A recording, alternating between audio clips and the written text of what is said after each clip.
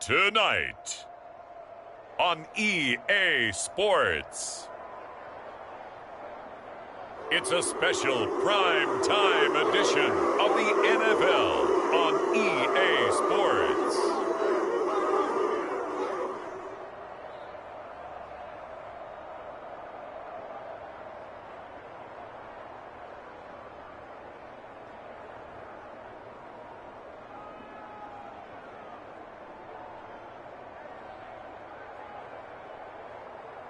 Deshaun Watson and the Cleveland Browns taking on Gardner Minshew and the Indianapolis Colts. From just off the shores of Lake Erie, EA Sports brings you coverage of the NFL from Cleveland Browns Stadium in downtown Cleveland, Ohio. Tonight on this fine Thursday night, we've got a good one in store, as it'll be the Indianapolis Colts taking on the Cleveland Browns. Here's the punter, Rigoberto Sanchez, on to get us started. And off we go from Cleveland. And they'll get him down inside the 30 at the 27.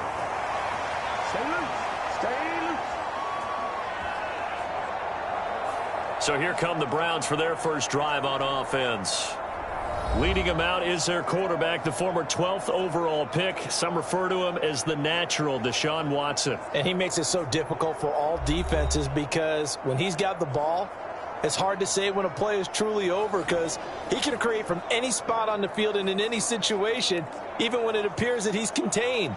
When he's running your offense, a big play could arrive from any possible spot.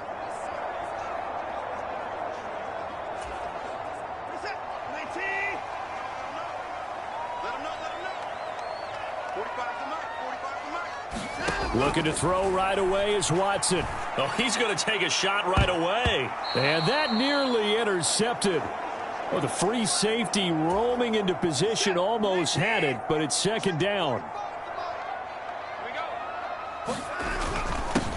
A first carry now for Nick Chubb. And they get him down, but not before he takes it across the 40-yard line. A good pickup there for the Browns, 15 yards.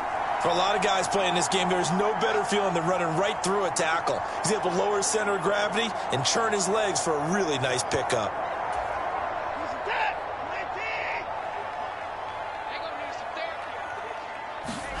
Watson on first down.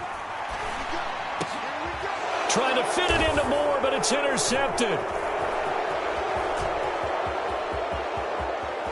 There he goes left side. And they will be set up now as he brings this thing all the way back inside the 20. Brandon, I wonder if someone's down there checking on the head coach right now because he might be in a little bit of shock after what just transpired. Instead of a lengthy opening drive to deal with, his guy stepped up and stole that drive away. Momentum on their side now. How will they attack on offense? So the Colts in great position here as they get things started. They'll be led out by Gardner Minshew, 6th-round selection in 2019 out of Washington State. And how about this young man? Took the NFL world by storm. As a 6th-round rookie, signature mullet, mustache, but 21 touchdowns for the Jacksonville Jaguars. Great personality, and everyone gravitates towards this guy. Teammates love to win with a quarterback who leads them like that, and fans love to root for a guy who seems just like them. So from the 17 now, here's a 1st and 10. Minshew sets to throw. He's going to be sacked back at the 23-yard line. Was Zadarius Smith there getting in and bringing him to the ground. Well, if they have any thoughts of coming in here and getting this road victory, that's not the way to start it out on the first play of the game. Yeah, one thing you always say when you go on the road, take the crowd out of the game. They actually brought the crowd into it by permitting that sack right out of the gate.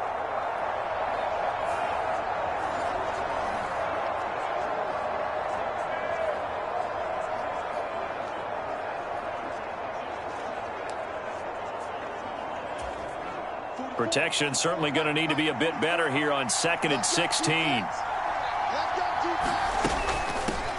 Here's the former NFL rushing champ. It's Jonathan Taylor. It's a pickup of 12, and that'll set up a third down. Well executed there on second down, so do you go back to the air on third? Well, that's a possibility, but now you've opened up things to where you showed that you would run the ball in long-distance situation. You might come back again because I doubt they believe you'll do it a second time.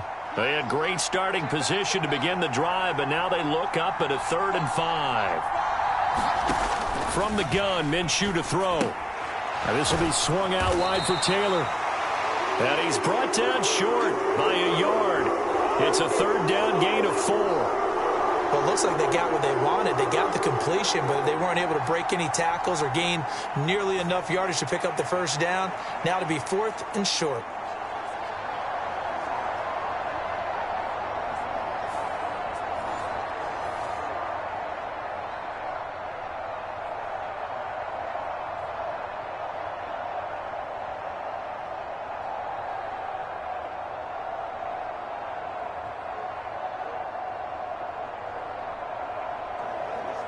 And no move to get the offense off the field. They'll stay put on 4th and 1. Looking to throw it. Minshew. Work in the middle of the field, and he's got a man complete.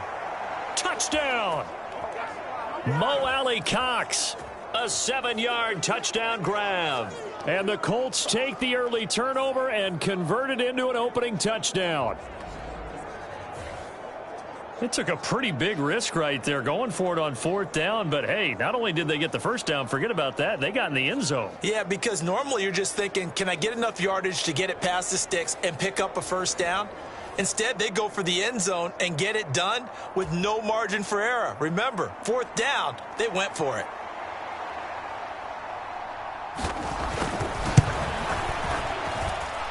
Extra point by Gay is up and good. And that makes the score 7-0. A drive there of just 4 plays. And the result for the Colts is a touchdown.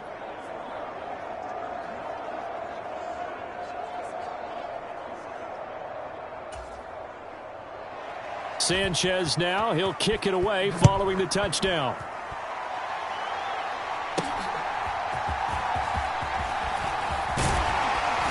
And a nice return sets him up pretty good here right at the 30-yard line.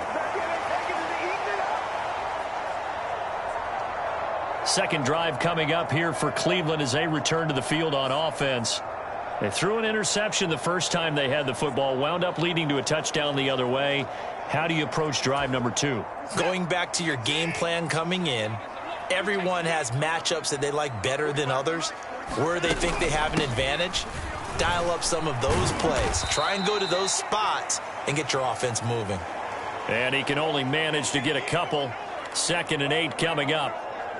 They suspected that it was a power play up the middle coming at them, and boy, were they right. That defense got downhill in a hurry and limited them to just a couple on first down. From the 31, here's a 2nd and 8. Here's Watson. And a penalty flag comes in as that one winds up incomplete, but the contact is going to move the ball well downfield. Trying to cover Cooper there a little too closely.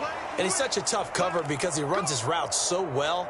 Hard to stay with him and hard to figure out exactly where the break points are.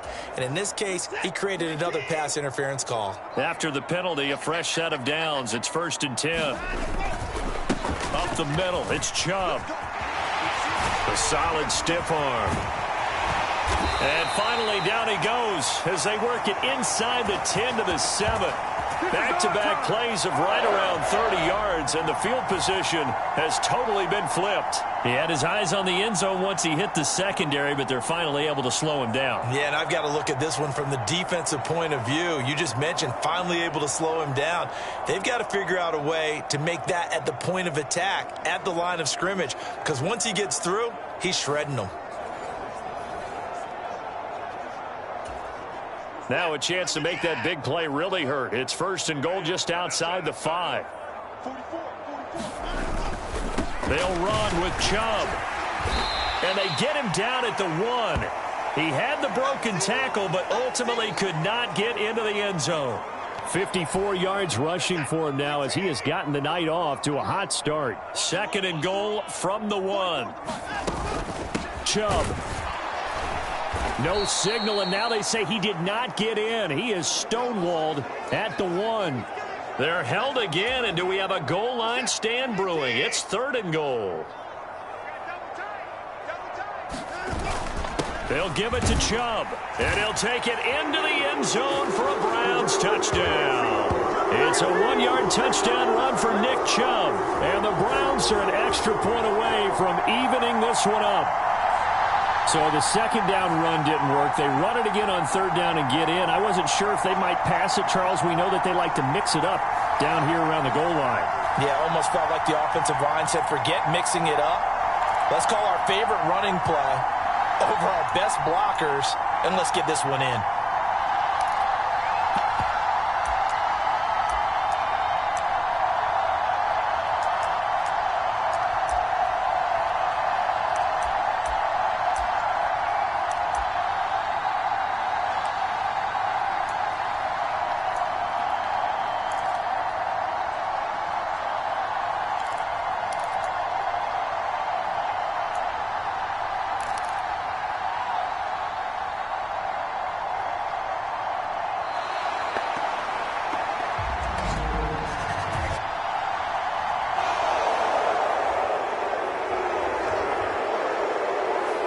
The offense knew it. They were already starting to walk back as that one is accepted.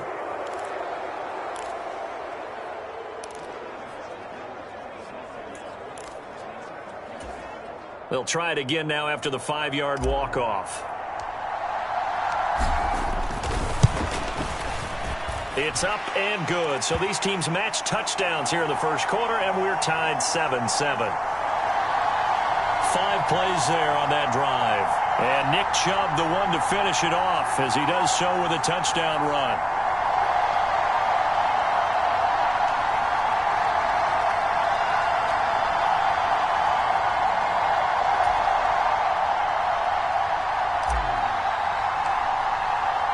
So all even at 7 now as they kick it away.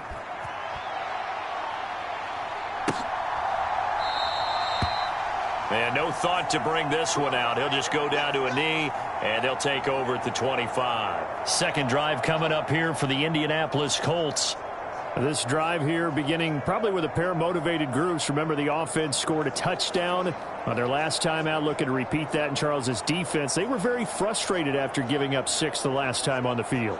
And frankly, it's just a battle of wills in a lot of ways because you know they're both motivated. They both game plan for this drive, and they both have specific outcomes in mind.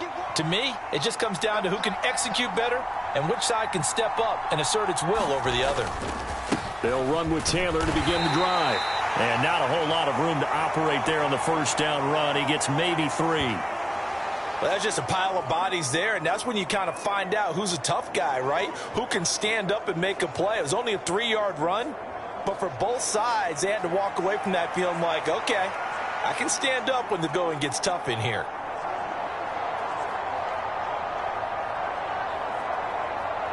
Here's 2nd and 7 now from the 28.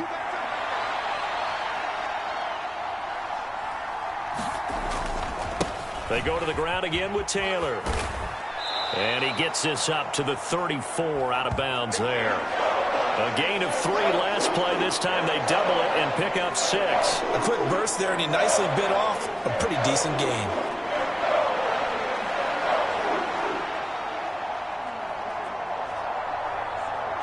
Third down and 1. They'll try and run for the first with Taylor. And he'll be brought down shy of the 40 at the 38-yard line. And they pick up the first down there with a gain of 4. Well, partner, none of these runs individually have added up to a whole lot. Now, 3 plays, all 3 short runs, but together a first down. Yeah, it's amazing how the narrative changes when you string them together.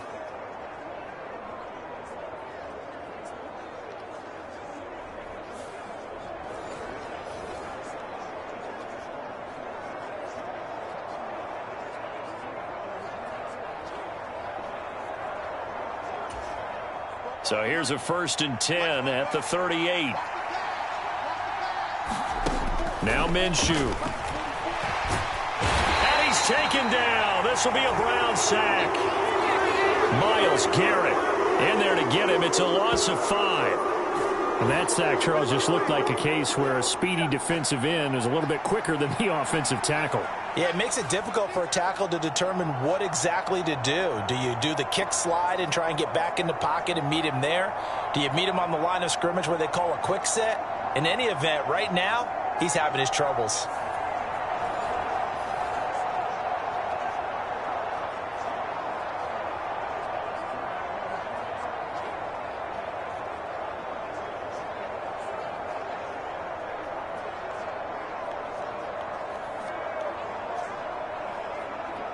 Coming up now on a 2nd and 15 following that sack.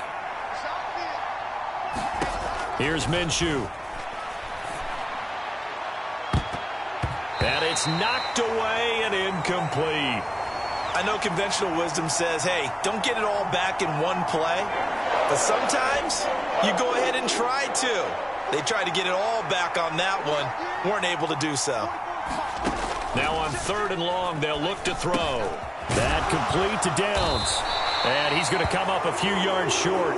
Brought down at the 45. It's a pickup of 13, but they're still a bit short, and it'll be 4th down. I think that we all figured when he caught it that short of the marker that the defense almost relaxed and said, we've got this covered. And then all of a sudden, space to run after the catch. And now they're screaming, somebody get him down.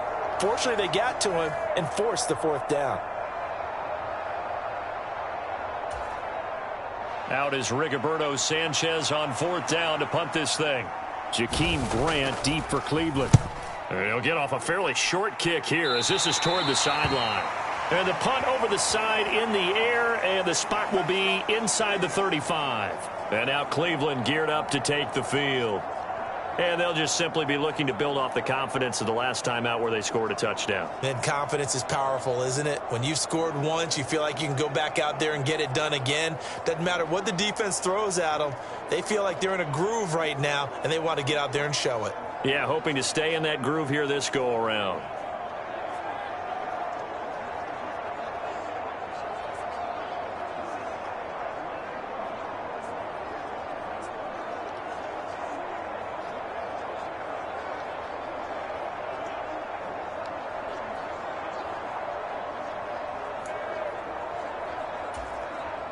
Watson and the Browns now with a 1st and 10. At the 34. And now before this 1st down play, we're going to get a timeout here. They'll have 2 remaining as we step aside here in this 1st quarter.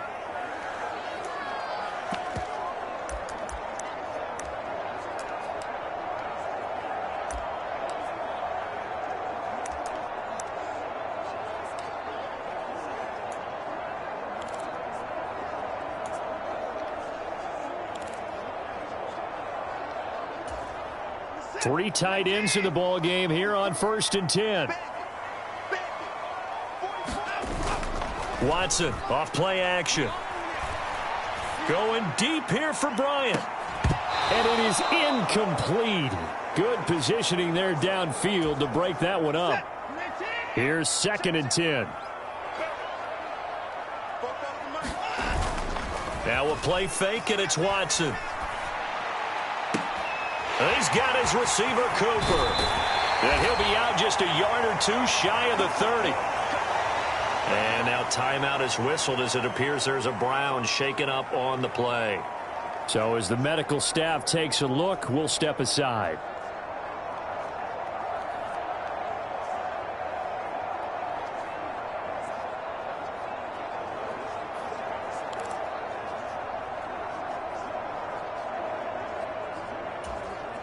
So the big play changes the complexion of things. Here's 1st and 10 just outside the 30. Watson. The Colts are going to get him. Down he goes. That huge loss on the sack makes this job much more difficult. It's now 2nd down and 22 yards to go. Here's Watson, option left, powering forward. And he's going to fight his way forward here for a modest gain. How to approach this. 3rd down and 16 yards to go. Now it's Watson. An ill-advised throw there, and it's intercepted. Picked picked off by Kenny Moore. And the Colts are going to get it back here just shy of the 20. And, partner, I think this is where long-term starters in the NFL separate themselves from the rest of the pack, because there's still 3 full quarters left in this one. More than enough time to move past a pair of early mistakes and find a way to lead your team to a win. Mental resiliency, a characteristic every NFL team's looking for in their quarterback.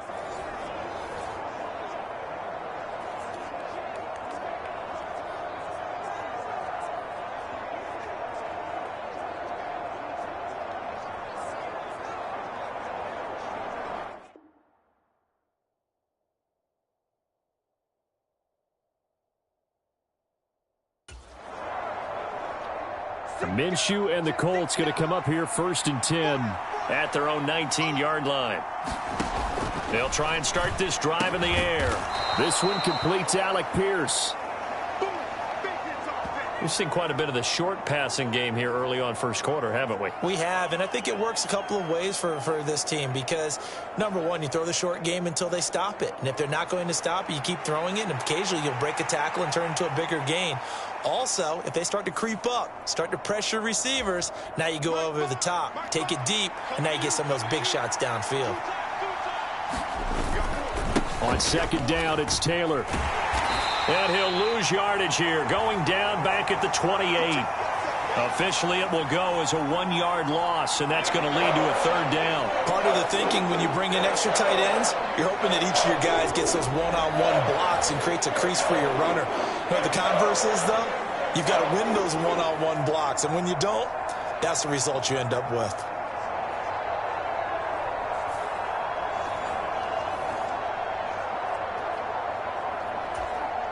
So they just need 1 yard here to pick up the 1st down.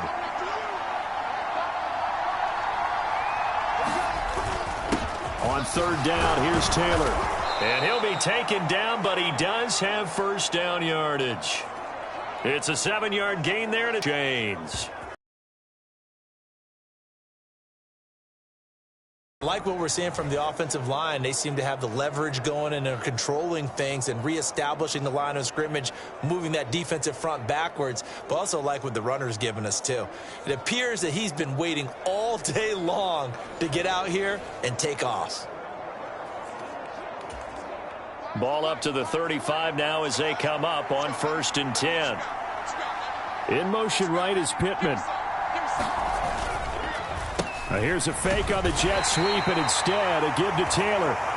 And this defense not giving him anything there. Maybe a yard up to the 36. Ball on the 36 now. Here's a 2nd down and 9. Minshew's throw caught by Pierce.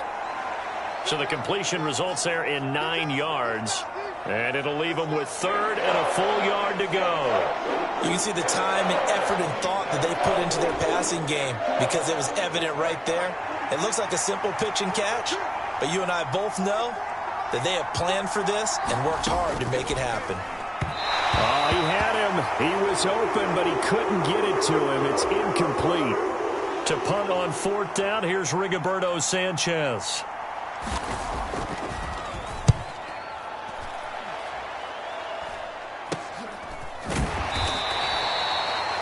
It'll be 37 yards there on the punt, and the Browns will take over 1st and 10.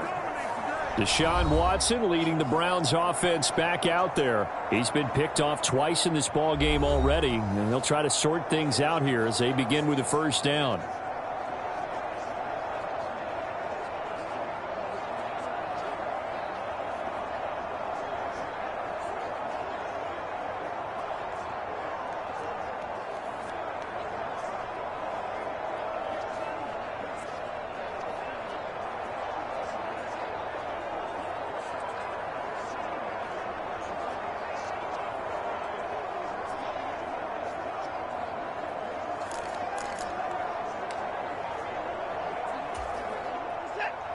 Now Watson, he's going to back away and call a timeout.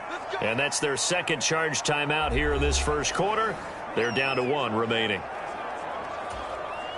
Watson and the Browns now with a 1st and 10. At their own 18. They go back to the air here after the INT on the last drive. Letting one fly deep for Cooper.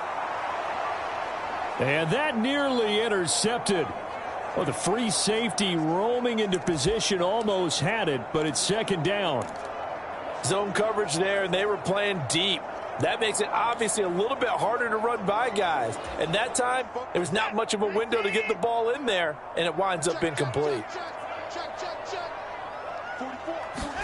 To throw is Watson. Oh, that one sailed a bit, but the catch is still made. That one good for 26 and a first down. Well, normally you see three tight ends in a formation. You have to think to yourself, this has got to be a run. And I know as a safety, when I saw that, I took an extra step or two towards the line of scrimmage. Instead, they threw the ball, and he found one of those tight ends for a very nice pickup. On first down, it's Watson. Got a man here, it's Bryant. A big play that time for Cleveland. 44 yards. Now, we know this offense has the potential to strike quickly, and they just bit off two huge plays on back-to-back snaps. So on the other side of the ball, you've got to go Band of Brothers thought process. No one left behind. No pointing fingers, no accusations. Because if you don't, those quick strikes we just saw, they become long-lasting.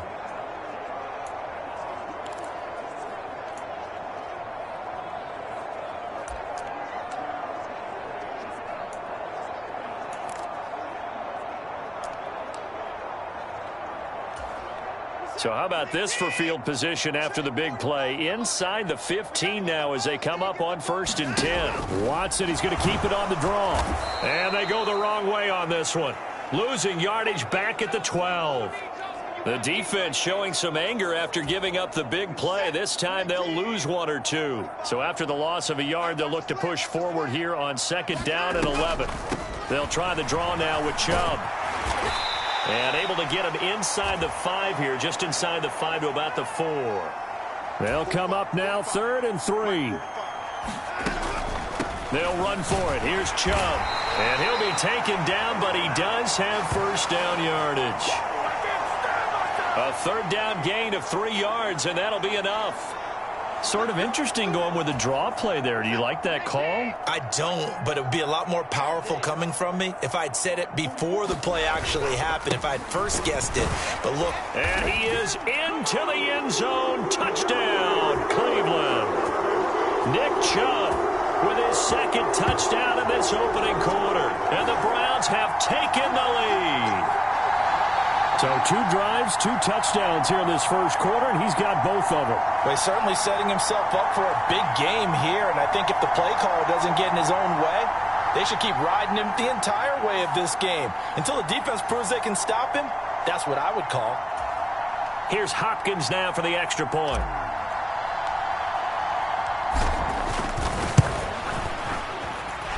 It's up and good, and it's 14-7 now here in the first quarter. So that a 7-play, 80-yard drive. And Nick Chubb, the one to finish it off, as he does so with a touchdown run. Following the touchdown, Dustin Hopkins will kick it away.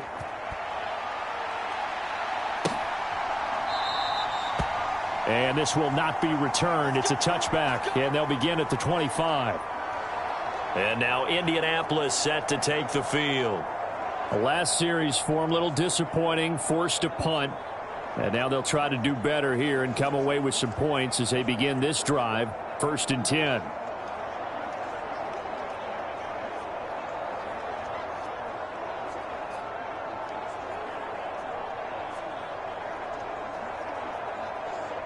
Minshew and the Colts going to come up here 1st and 10 at their own 25-yard line. He'll start with a give to Taylor.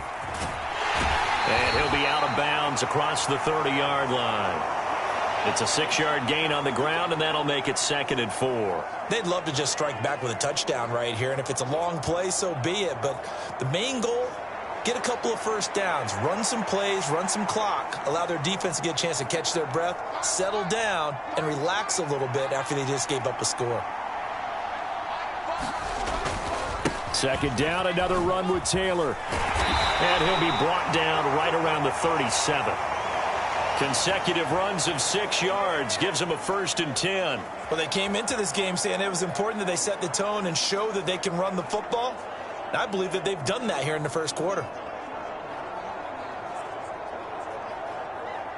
Line of scrimmage, the 37 on 1st and 10. He'll drop to throw. A short throw. This is caught by Cox. And that'll be good for 8 yards to the 45.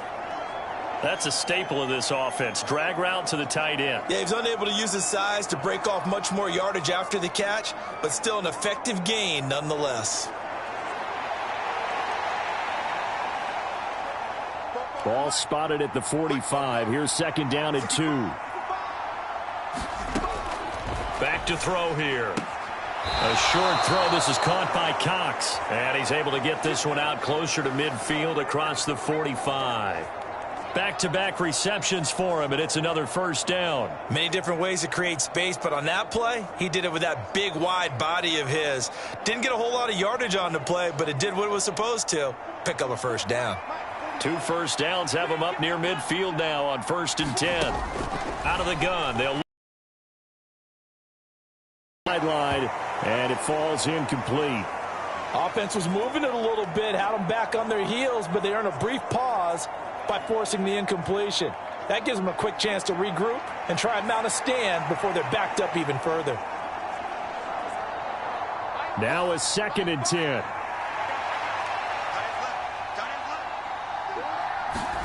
It'll be Minshew again.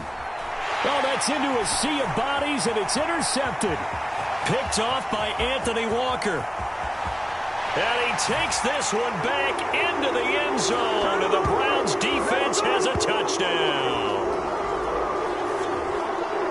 So a dangerous pass over the middle into zone coverage, and it bit him hard. And what's really difficult when you throw it in that direction and versus that zone, that means the linebackers have gotten to their spot, gotten their heads back around, and they can see the quarterback and everything in front of them. And they took big advantage of it, went the other direction, excellent blocking, and picked up a touchdown.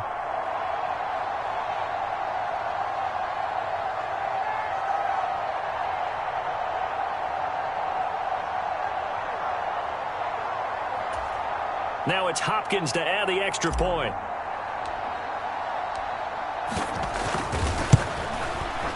It's good, and it is now 21-7. So the defense creating some points, not only getting the interception, but then returning it to the end zone for the pick 6.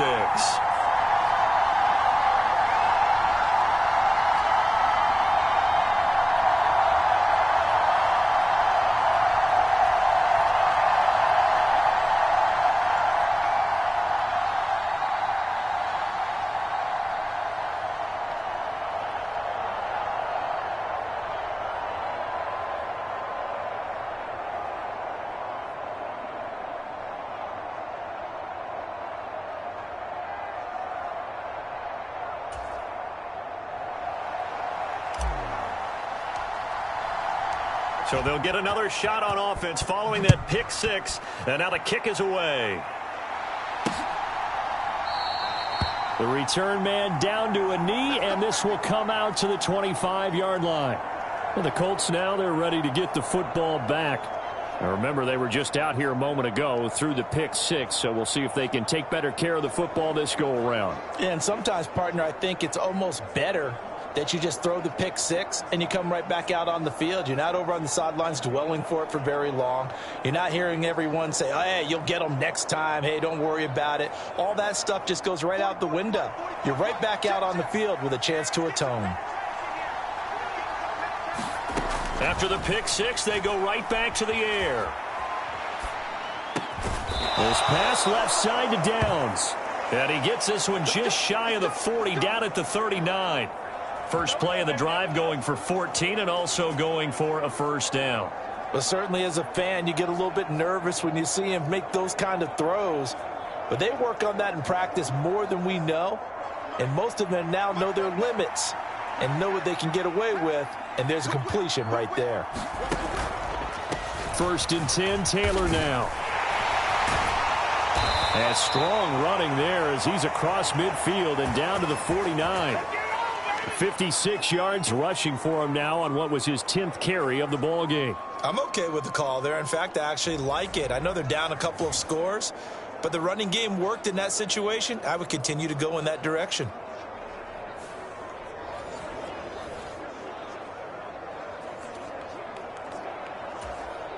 Back-to-back good plays have him on the move on first down.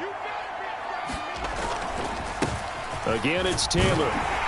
And he's going to take this ahead for right around 3 yards, but no more than that. Second down. Not a huge carry there on first down, but not all of them will be. But still, all in all, a positive play for the offense. It's all about picking up at least a few to set up what you're going to do here on second down. And they'll come up 2nd and 7.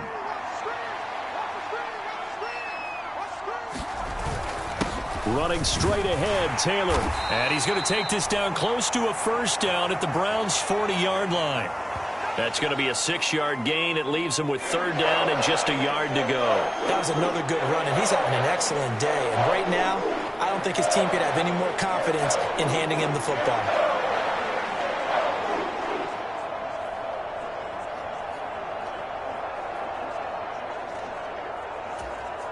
This is 3rd and 1. Very likely 4-down territory, even if they don't get it, though. They'll try and run for this with Moss. And eventually taken down, but how about that athletic spin move we saw? Gives him the first down yardage. Give him 3 yards and a fresh set of downs.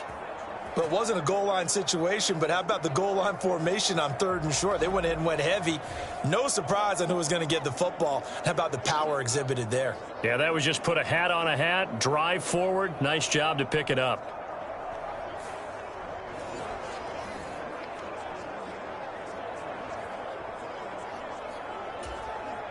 So here's a 1st and 10 at the 38. Now they'll switch it up here and look to throw.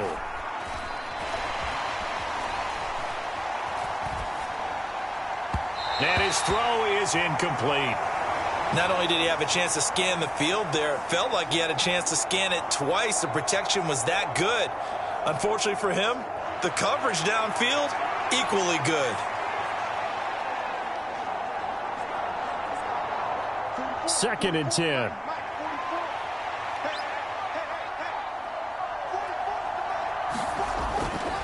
They'll look to throw here. A short throw. This is caught by Cox. They get 6. That'll leave them with 3rd and 4. Let's not quibble about the gain there on second down. That was a positive play because that was a take-what-you-can-get situation. Got out to the tight end. Now it gives them a much better opportunity to convert on 3rd down. A pretty wild first quarter. 21-7, our score.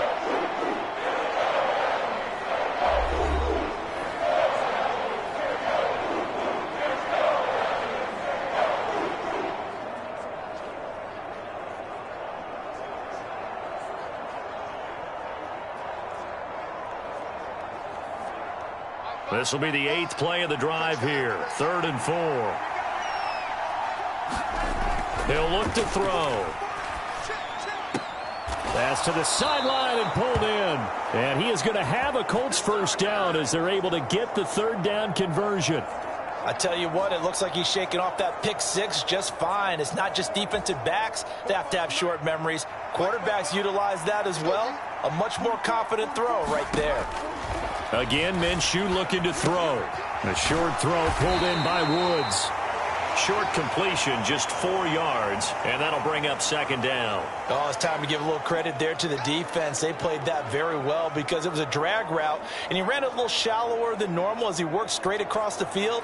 He was hoping he'd get lost behind the defensive line, but once he made the catch, nowhere to turn upfield and gain any yardage.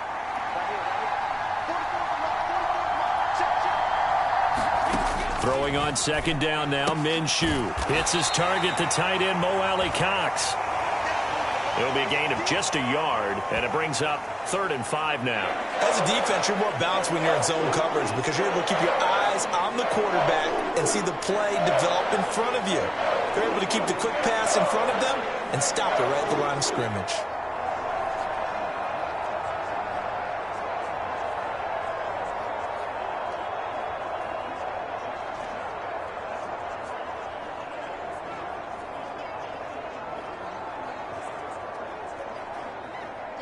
Already a pair of third down conversions for them on this drive, but right now they need 5 yards on this third down try. Back to throw again. As this complete to Woods. Just a gain of a couple there. And that's going to bring up a 4th down. Partner, I think that completion takes the definition of dink and dunk to a different level, doesn't it? It does, and the defense was right there, kind of played into their hands.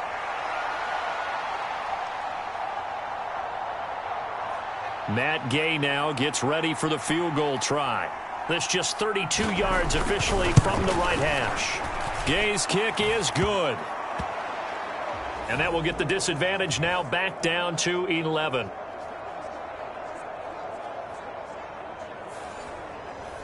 So no problems at all on that one. And you know, there's virtually no wind. This is a kicker's dream here tonight. It absolutely is, isn't it? So to me, with no wind, it should be a passer's dream as well, right? But in this case, the defense held out. They had to force the field goal.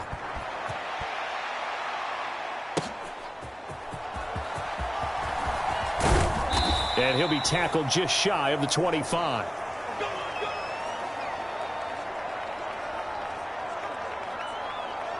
The offense trots back out there. Let's turn our focus now to Nick Chubb. It may just be the second quarter, but he's in his zone, well on his way to eclipsing that 100-yard mark. And when a back has a game, as we're witnessing right now, his name's going to be in the books, but it's really a collective deal, isn't it? Because that means he's getting plenty of blocking, a lot of help from his teammates, but he's making the most of it. Yeah, he's made the most of it to this point.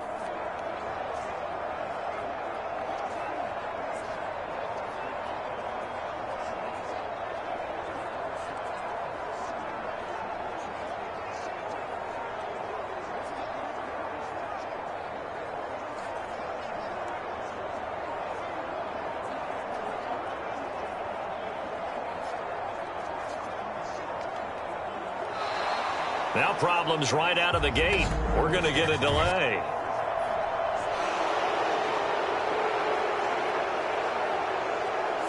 So they accept the penalty, of course, and push the offense backwards a bit.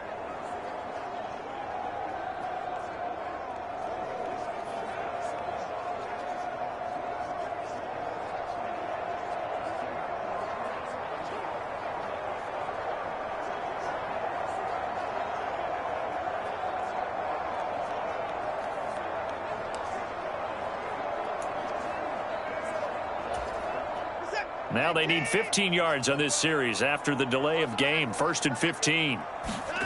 Here's Watson. It's caught. Cooper. Without the previous penalty, that would have been a first down. Instead, it's just a gain of 10. 2 minutes gone by, second quarter. They go with Chubb on second down. And Chubb going to push forward and pick up a Browns first down as he'll get this up past the 35-yard line. Exactly what they needed right there, because they needed to use the ground game to take some pressure off, because the quarterback's been struggling a little bit. Now a first down throw. Watson. He's got Akins, the tight end. And he'll be taken down, but not before he gets into enemy territory. Just what the Browns needed there. Good for a gain of 17. Well, he's had the interception woes in this one, Charles, and that time a little bold to throw it into double coverage, but he beat the double coverage. Yeah, but I admire that he still will challenge defenders downfield, even though the ball's been in jeopardy a few times in this game. A nice ball there against multiple defenders, and they advance it downfield. Another good gain. That's now 35 yards combined on those last two plays. On 1st and 10, Watson looking for the end zone. Reaching up for it, and he's got it. David Njoku with an acrobatic catch as his guys are able to push that lead out a bit further. Their first passing touchdown of the ball game, and they go to the big tight end in those sure hands, and he provides the score. Certainly looked like they were focused on taking away other weapons, and he certainly made them regret that because he found the soft spot, ended up taking it to the end zone. Nice throw, too, to complete the play.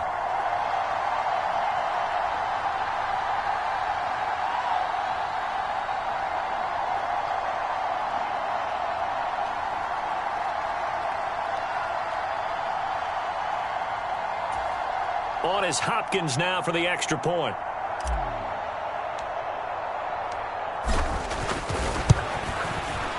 And the lead is up to 18 now.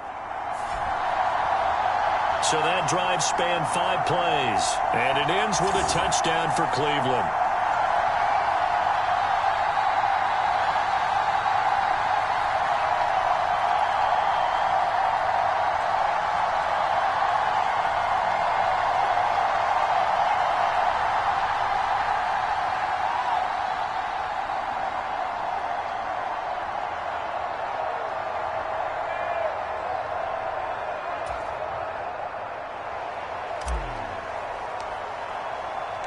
Following the touchdown, Dustin Hopkins will kick it away.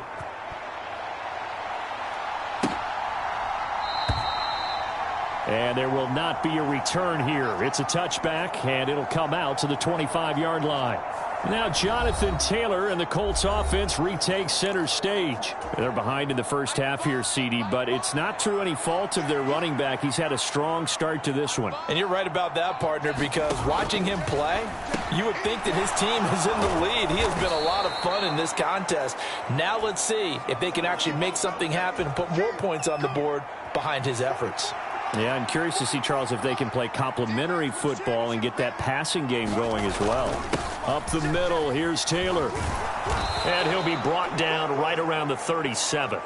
72 yards for him on the ground so far tonight, as he has been terrific in this first half. We use the word relentless a lot with guys who are aggressive on the field.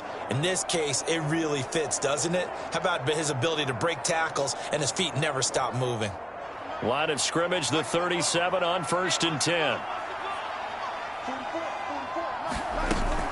They run once more with Taylor. And a 5-yard gain gets him to the 42. Oh, that was a thing of beauty right there. Look at how quick those blockers fired off the line once the ball was snapped. That was an O-line on a mission, all in sync, and the defense is lucky that play only picked up 5 yards. They give to Taylor out of the gun. And he'll get it into enemy territory just across midfield at the 49. That one, a first down pickup of 8. Partner, there are strong running plays, and then there are plays where you simply outclass the defense, and we saw the latter there. They ran straight up the heart of that front for an excellent gain and first down. Simply put, you've got to put up more of a fight defending the middle. Otherwise, this is going to be a long game. So a 1st and 10 upcoming from Browns territory now at the 49-yard line. They'll drop to throw. Flushed out right. And they're able to work this to the 25 before it's all said and done. Turns out to be a great idea to tuck that one. Good for 24 yards. I am willing to bet that he got a monster grin on his face when he saw what was happening. Man covers are so committed to denying a big throw that it pulled attention away from him, and he had an easy lane to hit, and hit it he did.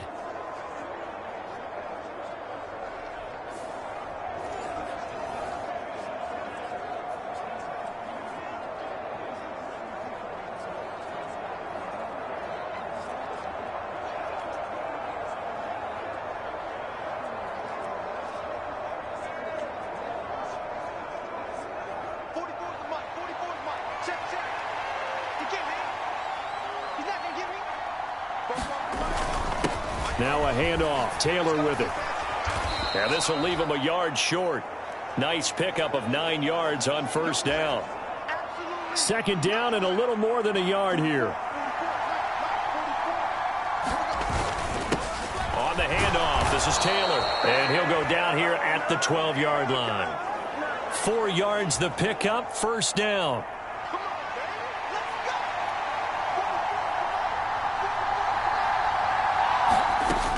Back to throw. To the right side, complete to Taylor. And he is going to lose yardage here. He was unable to shake free there, and they'll cover him for a loss of a yard. Heck of a play there to get to him quickly and get him down for a loss. I think they did a really nice job getting ready for this game, scouting, watching film, and understanding defensively what the play design was. 14-yard line, 2nd and 11. In motion right is Pittman. He'll get it here on the jet sweep. And they get to him quickly here as he's stopped right around the 13. The second down play, not much better than the first, just a gain of 1 there. Defensively, they had that one pretty well figured out. Yeah, and one of the things about this play, it can be even more effective when you run a lot of motion, and there's plenty of times you don't hand it off. The offense on third down tonight, they're at 50%, 4 for 8. This is 3rd and 10.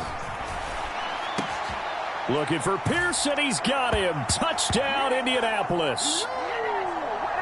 Alec Pierce from 13 yards out. And the Colts are able to make some inroads here to that deficit. Partner, remember that old film of Peyton Manning going through the route tree with his great receivers in Indianapolis? I think we're seeing the results of the same type of work here today. These guys know each other so well, they don't even have to call the play. They can just look each other and know the route that's going to be run, and usually the connection is perfect.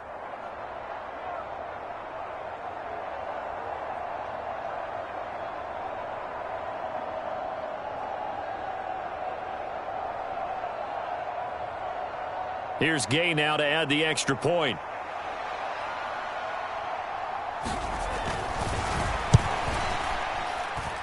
And that one makes this an 11-point deficit now.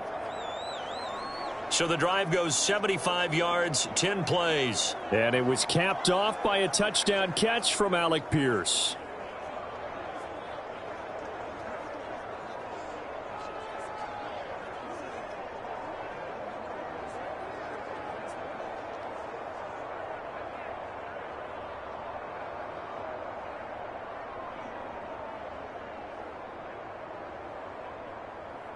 Sanchez now, he'll kick it away following the touchdown.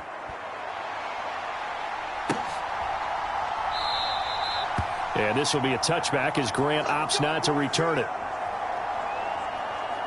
Deshaun Watson and the Browns offense back onto the field. He got back on track after 2 early interceptions with a touchdown pass on the last drive. And now they'll start here again, first down.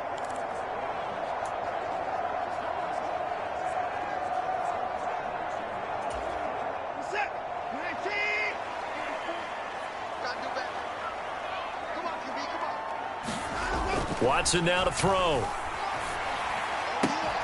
And this will be incomplete. Physical play on the football there, and it's second down. And I think they'd be well served to take that type of a physical approach against him the rest of the game. He's had his way so far, but on that last one, that worked quite well for the defense. Throwing again is Watson. Looking deep in the direction of Cooper. And he bats it away, and it falls down incomplete. Early on, the running game's been working well, and the offensive line has been pleased by that. The thought process there, catch those safeties creeping up, trying to help against the running game.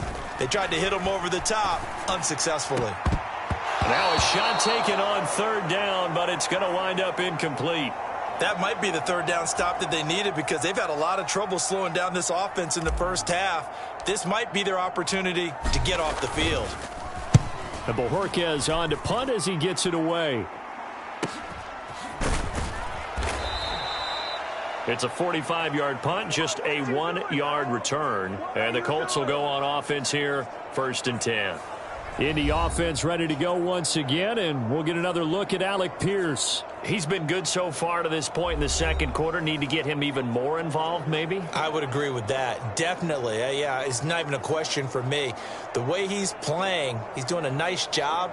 Increase things. More touches, more opportunities. Maybe that can reverse things on the scoreboard for them. They'll try to ratchet things up then maybe here in the second quarter. Minshew and the Colts going to come up here 1st and 10. At their own 28-yard line. Minshew's throw into the hands of Pittman here. And they get him down, but not before he takes it across the 40-yard line. First down yardage on the first play of the drive. Give him 14. Good strong throw and catch right there. And so far in this game, the alleys have been open for them to get completions, and they're taking advantage of it.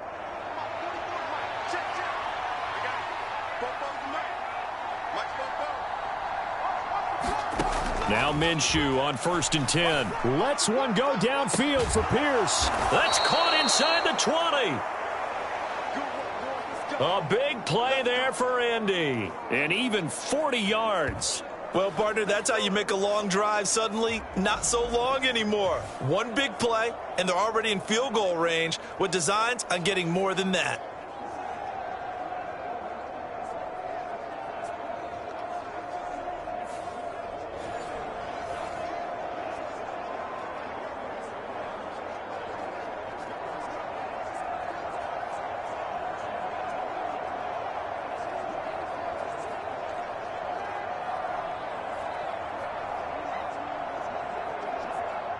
So the big play means just like that, they'll operate from the red zone now on first down.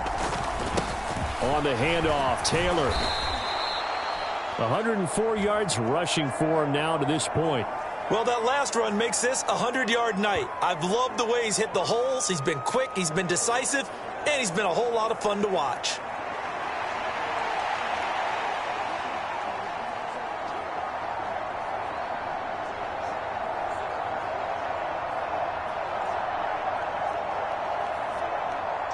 This 2nd and 4.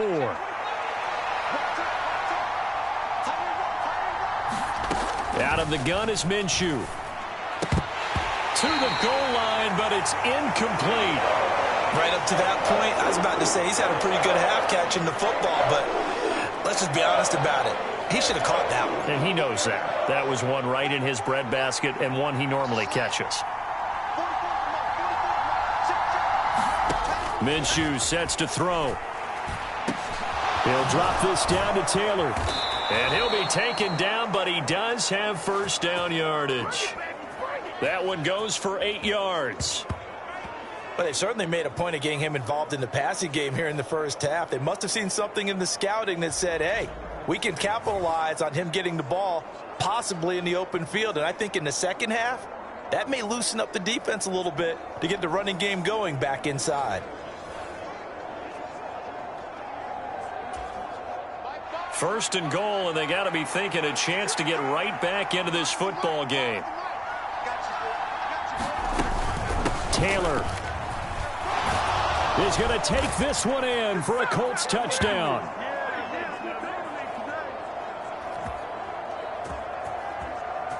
Well, he finishes off the drive with a touchdown run, Charles. Remember, he also had a catch on this drive as well. And that's what running backs want to be in today's NFL, a complete back.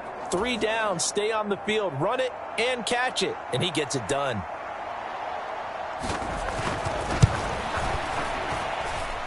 Extra point by Gay is up and good.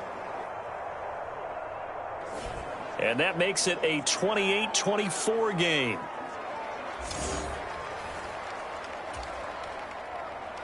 Sanchez now, he'll kick it away following the touchdown.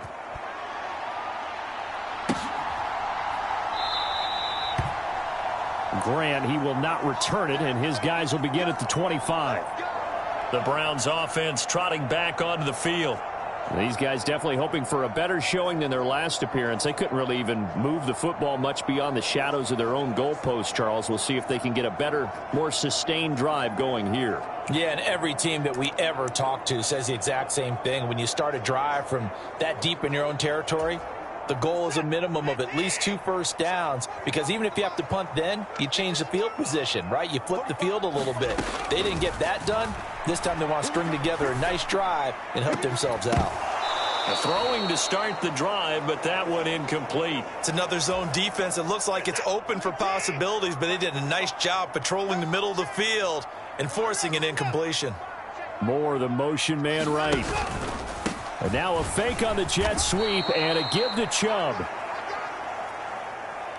The Browns on 3rd down. They've hit 2 for 4 thus far. This is 3rd and 9. On 3rd down, it's Nick Chubb. And he's going to come up a bit short. He needed to get to the 35 for the first, but he only makes it to the 34. He gets a good chunk of yards there, 8 all told, but they're still looking at a 4th down.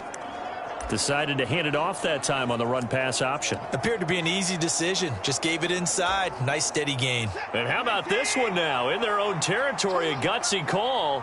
They're going to go for this on 4th and a yard. And he's brought down. Can't do anything with a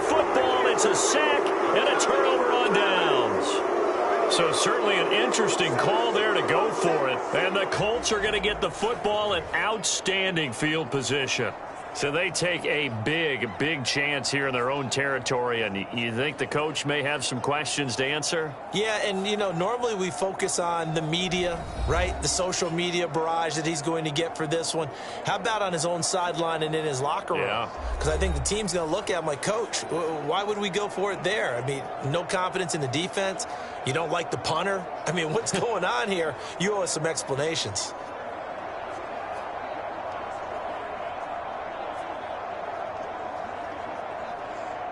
From the 32 now, here's 1st and 10.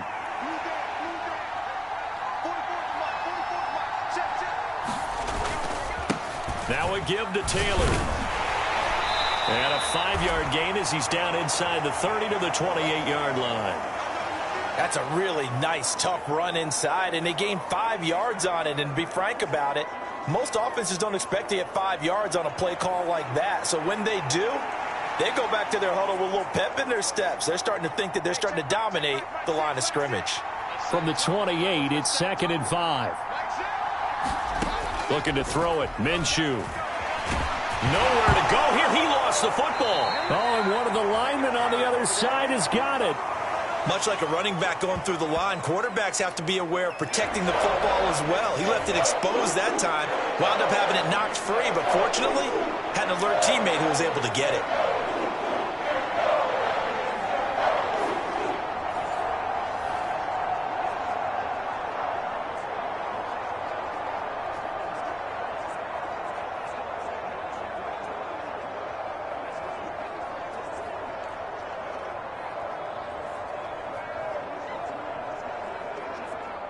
So possession still theirs, but now they face a 3rd down.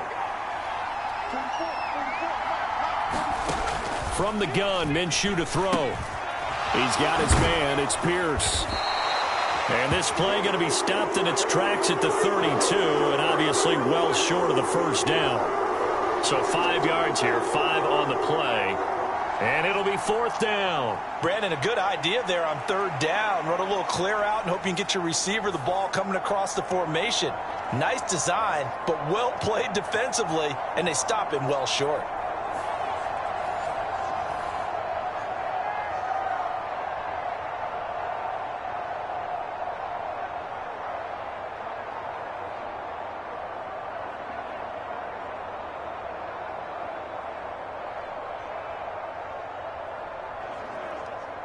Matt Gay now gets ready for the field goal try. He was true on his first. This a tough one from 49 yards away. And Gay knocks this one through. And that'll bring him back within a point.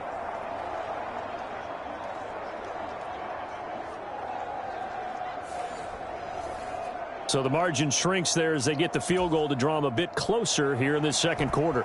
Yeah, nice snap, nice hold. They just want to keep this game close, so give them credit for finishing that one off with 3.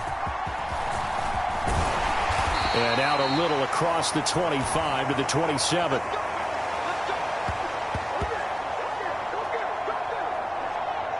The Browns offense heading back out to take possession.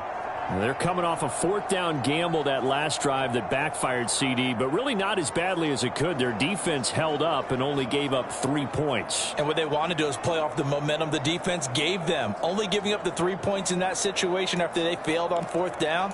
Now they want to make it pay off. They want to pay homage to the defense and have their own drive pay off in points for themselves. Watson and the Browns now with a 1st and 10. At their own 27.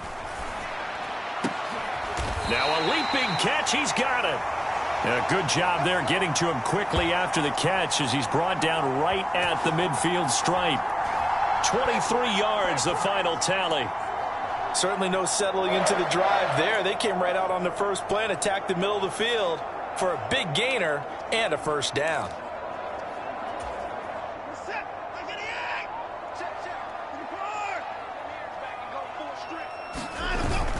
On 1st down, they'll run with Chubb. And he'll manage to pick up about 4. It's 2nd down. And that was a quality play to start a new set of downs. That was simply an offensive line winning the battle up front and winning in a big way and giving their guy in the backfield a nice lane to hit. Second down, here's Chubb again. And he'll lose yardage here. Back at the 47. A loss on that play, and now third down gets tougher. 3rd and 6. That's a really alert defense there because they saw the heavy look come in from the offense, countered it with extra linebackers who brought a little bit of speed and heft, and able to really make a big-time play for their defense. Throwing on third down, Watson. And that will be incomplete. So now 4th down looming. Remember, these guys went for it on their last drive, but it didn't work out. Yeah, even though it didn't work out, I would not be surprised at all if they went ahead and did it again. You miss 100% of the shots you don't take. Darn right.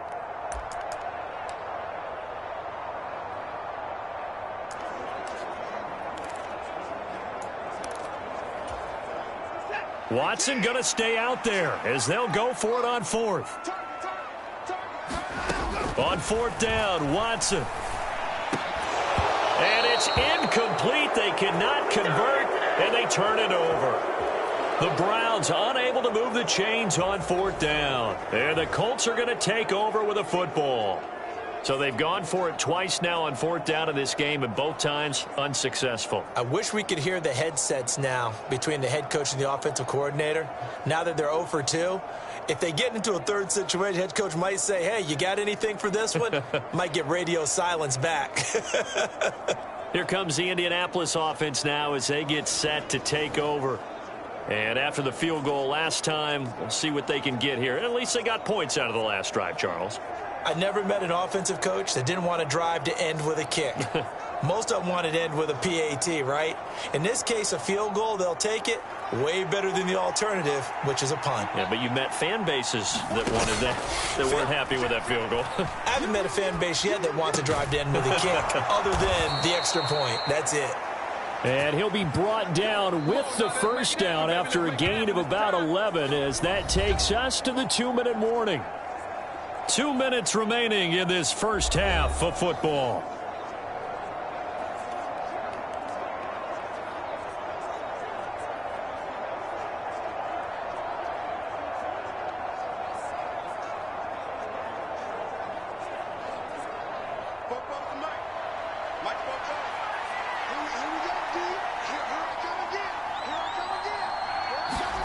Minshew, 1st and 10. This will be swung out wide for Taylor. And he'll get it down on the play to the 37. So give him 5 yards there on the pitch and catch, and that'll make it 2nd down. On the draw is Taylor. And he'll take this one down to the 36. They follow up the gain of 5 by only getting 1 there on 2nd down. Coming up here looking for 3 yards to pick up the first. They'll try to throw for it with Minshew. Work in the middle of the field, and he's got a man complete. The Colts going to use the first of their timeouts as they'll stop it with just over a minute to go before halftime.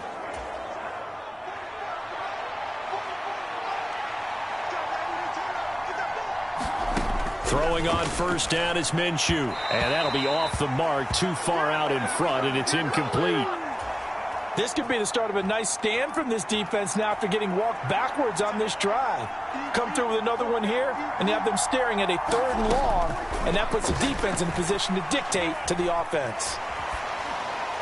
And this is going to be incomplete. Feels like they're getting caught in between here because they had incompletions on 1st and 2nd down. Now you got to worry a little bit about the clock because you prefer not to give them another shot here in the first half. But if you don't pick up the first down, guess what? You're likely going to have to. Minshew. He had a man open, but he missed him, and it's incomplete. His back has been a dependable safety valve all game, so he went back to him when his first read was covered. Just unable to connect, so the play results in no gain.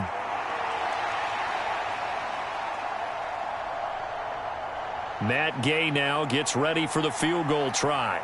This a 43-yard attempt. Gay's kick is good. And they have regained the lead.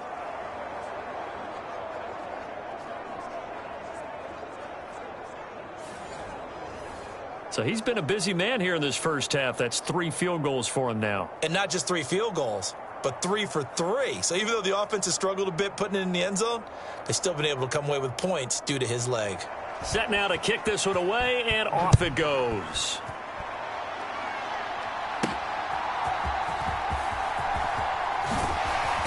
And a decent return out to the 27-yard line.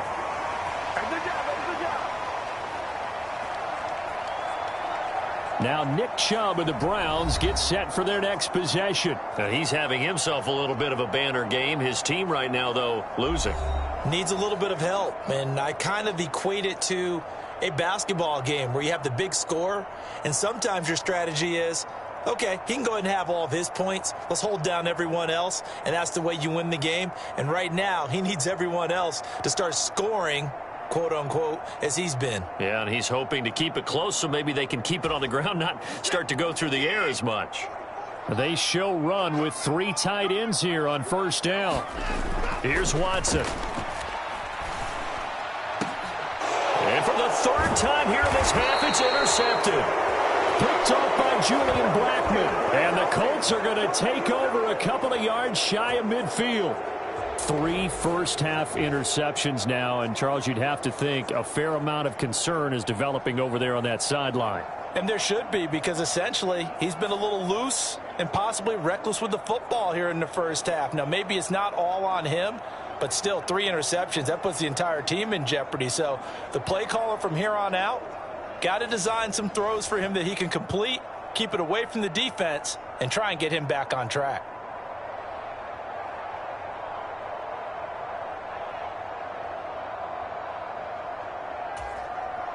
Good starting field position for them as they come up 1st and 10. Just shy of midfield at the 48. Now Minshew. That one finds Pierce right side.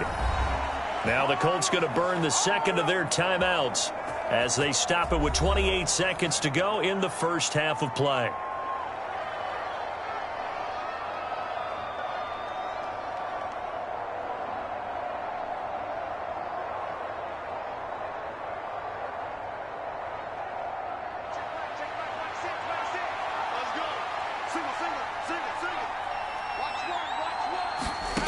Here's Minshew. He'll dump this off to Taylor, complete. He'll be stopped at the 35, but not before he picks up 7 yards. Just about every quarterback is trained to really look downfield first before you come back and make a nice, safe throw. And in this case, that's exactly what he did. Found his running back, let him create some space, and it turned out to be a... And this offense, timeout with 5 seconds remaining in quarter number 2.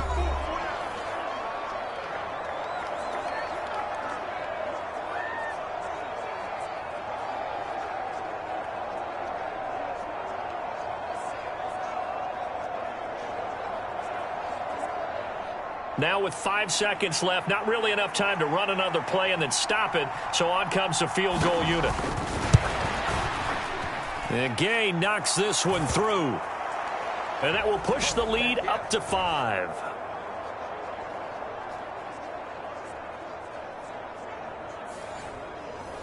Well, they already had the early lead, and they get the interception, Charles, and now they add 3 more with the field goal. Yeah, they're in control of how this game is playing out so far. You mentioned the early lead. Now they're expanding on it, getting plays on both sides of the ball. A winning recipe if they can keep this up.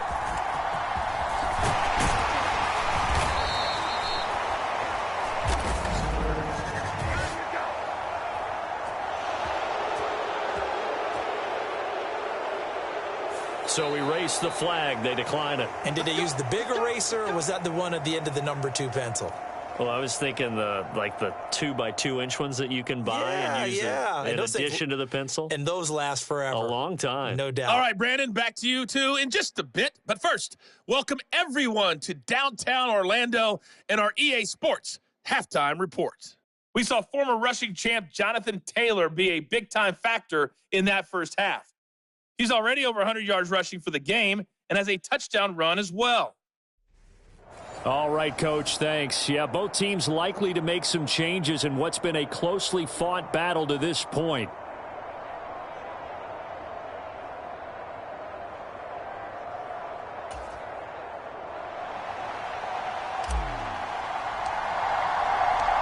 It's been a shootout so far. We'll see which defense can make the adjustments as we get back underway in the second half. And no run back here as the third quarter will commence with a touchback. And the Colts going to take over on offense to begin this third quarter. And they've got the lead, CD. What do you expect from them in this second half? Well, I liked what they were able to do on the ground in the first half because they had a lot of success running the ball, and I certainly think we'll see more of that. But I'd keep an eye on that defense, and I think their coaches up in the box will do the exact same thing. If they start to see one or two guys start to creep towards the line of scrimmage, that'll be licensed to take some shots downfield. Minshew and the Colts going to come up here 1st and 10 at their 25-yard line. Steps away to his left. And he gets this one just shy of the 40. They'll mark him down at the 39. Opted to run for it. The decision a good one. Picking up the first, getting 14 yards on the scramble. He's starting to fall into the category of not fair because when he's on target throwing the ball, he's dangerous. But when you add in his ability to make plays with his feet, almost impossible. Well, yeah, exactly. They've had trouble stopping him in the secondary. This time they've got the great coverage. Oh, he can run too. So from the 39 now, they'll come up on a 1st and 10. They'll look to throw. Quick slant caught by Pierce. And he'll be taken down, but not before he works it past the 50. His first catch of this third quarter, he had 7 in the first half. It's also a first down. This offensive game plan has just been sensational. I mean, when you think about all the different ways they've gotten their receivers open so far, it's really been impressive. Scheme, design, execution.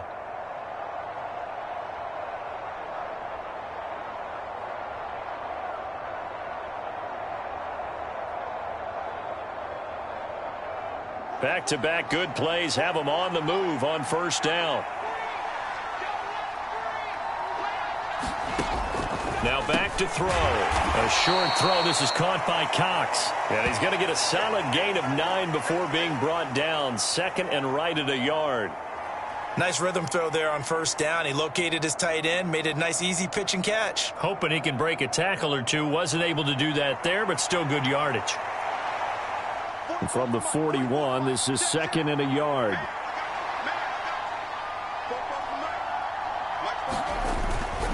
Here's Taylor. And he gets it down to the 32. 9 yards to pick up there, and it's a first down. They're making it look easy out there. Another first down. So far on this drive, let me do this little bit of math here.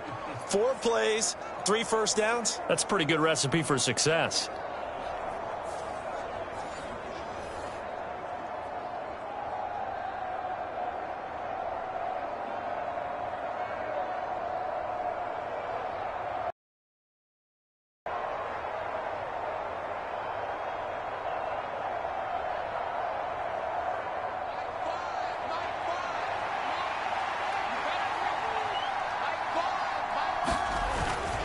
Back to Taylor on first down.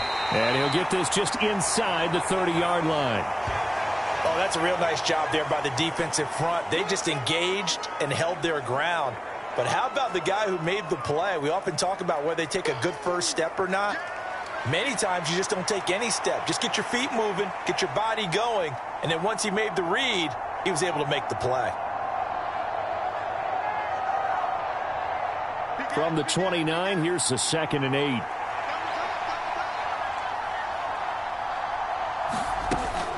They go to the ground again with Taylor. And he's going to take this down close to a first down at the Browns' 24. It's a gain of 6, moves them to a manageable 3rd and 2 situation. This has been an up and down, back and forth type of a game, hasn't it? Maybe this long drive could take a little bit of the wind out of their sails, kind of settle things down a little bit.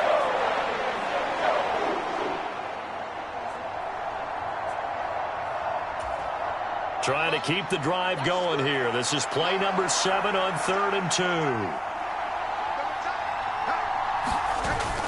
They'll try and run for the first with Taylor.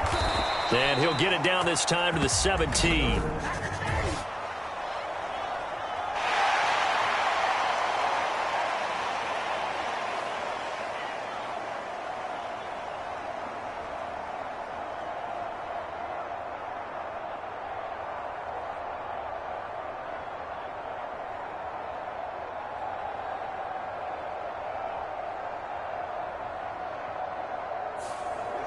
So that time they got the left guard with a hold. And let's face it, in today's ball, you might have that 330-pound guy you're supposed to clear out of there. You might need a little bit of extra help by grabbing the jersey and trying to ride him out. The 22 is the line to gain here on third down. They're going to look to throw. And that's to the left sideline and incomplete. I see the surprise in your face there, partner. That is a rare incompletion from him. He's been on point this entire game. He has percentage completion-wise way up. Not that time.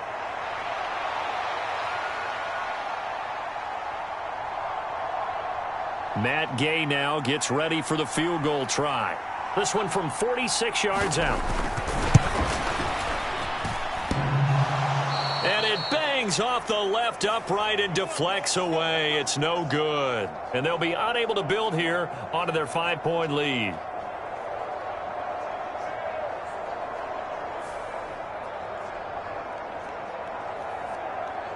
Here's the Browns now. They get set for their first possession of the third quarter. And both of these defenses have been stifling these last few drives offensively. Just not able to get anything going. So what needs to change? I think a lot of the guys will go back and review, so to speak, because everyone has someone assigned to how did each play work. Okay, what did we use that kind of worked for us during this game? Try and get back to some of those plays, as well as the possibility of showing something you haven't shown already in this game and trying to change things up. We'll see if they take the advice of Mr. Davis. Watson on first down. He's going to fire one deep, middle of the field. And that's going to be incomplete. This defense is continuing to contest every deep ball that is thrown downfield. And, look, it doesn't matter whether you're playing man or zone. Eventually, that becomes man on man, and you've got to trust yourself and go up at that moment of truth and make a play on the football. So now 2nd and 10 after the incompletion on first down.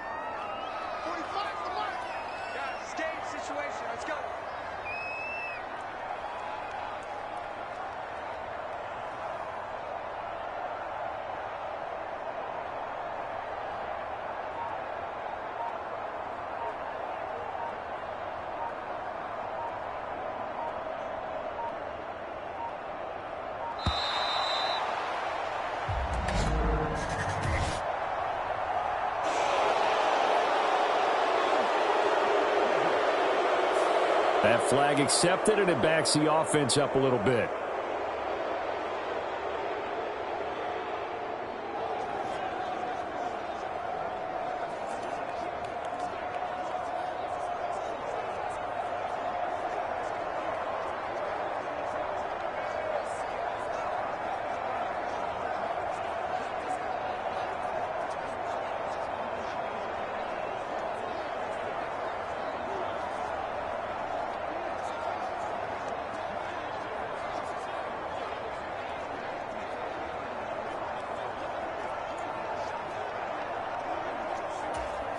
And now after the delay of game, they're operating behind the sticks, 2nd and 15.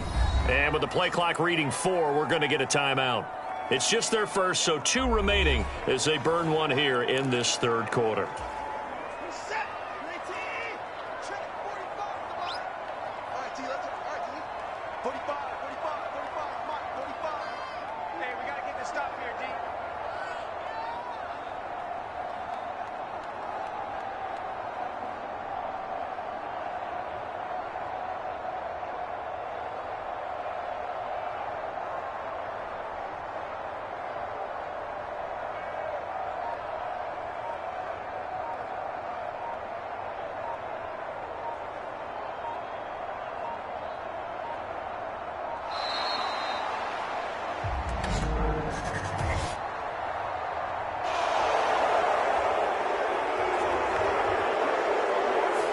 And they'll accept that penalty.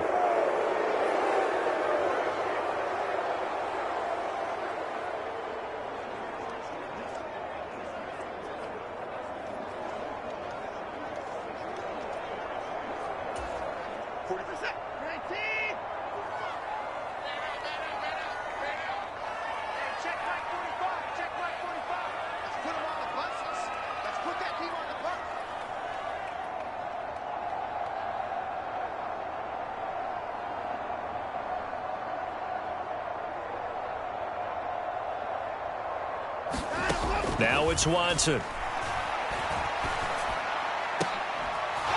And that is incomplete. As expected, he's gone to him several times in this game, but that's the first time one has slipped from his grasp. I'll bet he goes back to him, though. He's an excellent player.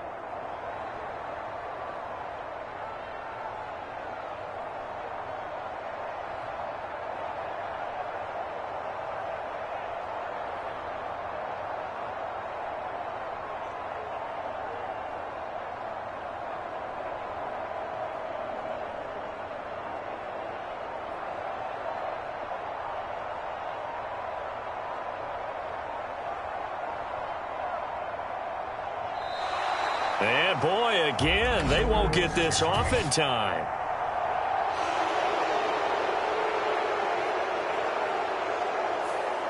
So they'll go ahead and accept the penalty. After the delay, they're backed up even further for 3rd and long.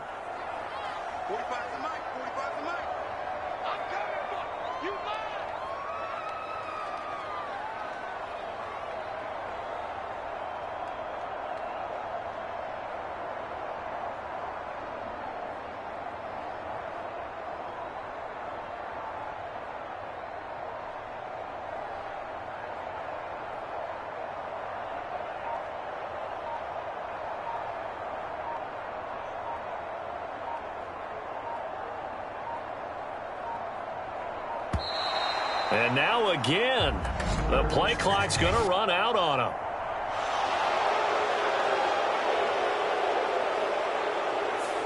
And that flag accepted.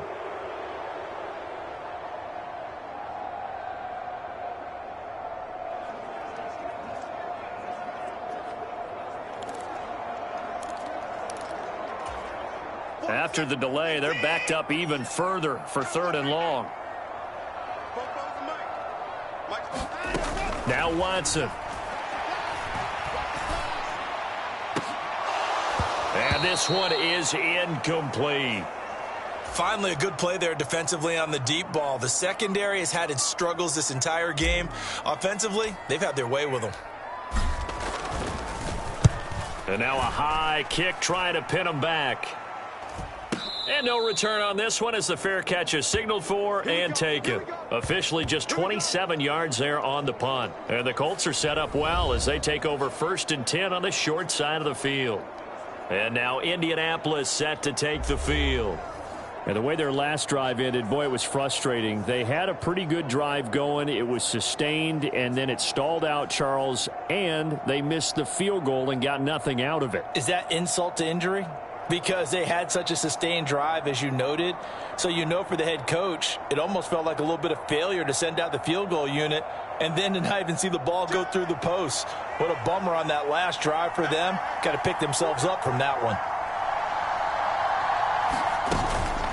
1st and 10, Taylor now. And they'll get this just to the 47, 1-yard gain. Defensively, we always know that he is tough in run support, and I think the way that he gets there is he understands what an offense is going to do before the ball's even snapped. A great job of scouting prior to the game, then reading, reacting, and taking the right path to the ball carrier. Ball on the 47-yard line. Here's 2nd and 9. Again, it's Taylor. He'll get only 3 there, so it leaves him with a 3rd and 7 ahead. Well, praise has to go to the guys on the offensive line because they've had a very nice, productive day running the football. How about that poor defensive line? They've been knocked around the entire game, and while they slowed them down on that run, can they continue to do so? Because they haven't had much success throughout this ball game. And the line to gain here is the 37 on 3rd down. Back to throw here. And a dangerous throw there as that's knocked down and incomplete. Oh, that's going to hurt a bit because they needed to come through with a completion there. Now a drive that started with great field position is facing 4th down. As Sanchez on to punt here as he sends this one away. And this one will not be returnable as it sails out of bounds. The Browns set to take over. And our game's hit a little bit of a lull here, a little bit of a snag. Punts on back-to-back drives. And old school coaches don't necessarily mind that. Didn't turn it over, right? Didn't create a big play for the other team. Right now what you're looking for is can you gain an advantage in field position?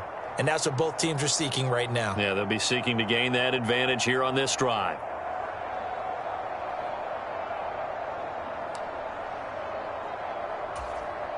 Watson and the Browns now with a 1st and 10. Just shy of the 30.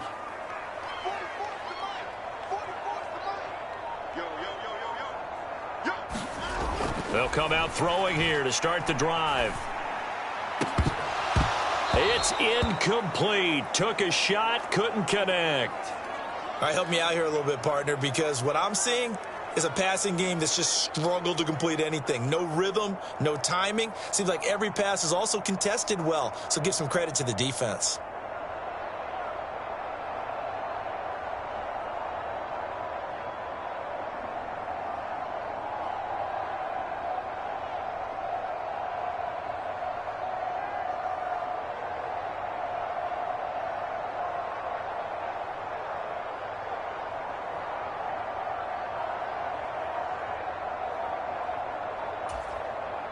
So after the incompletion on first, now 2nd and 10. Watson just beating the play clock. He's going to look deep for more.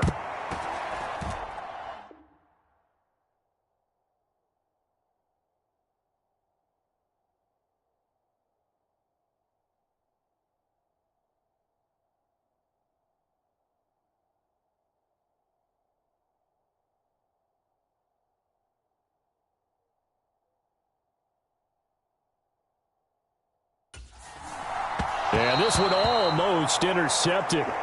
Far too loose with the football. Nearly a 4th pick of the ball game. They decided the opportunity was there and launched a deep ball, but he was unable to get away from the defender. Couldn't create space, couldn't uncover at the end of the route, and that one winds up incomplete.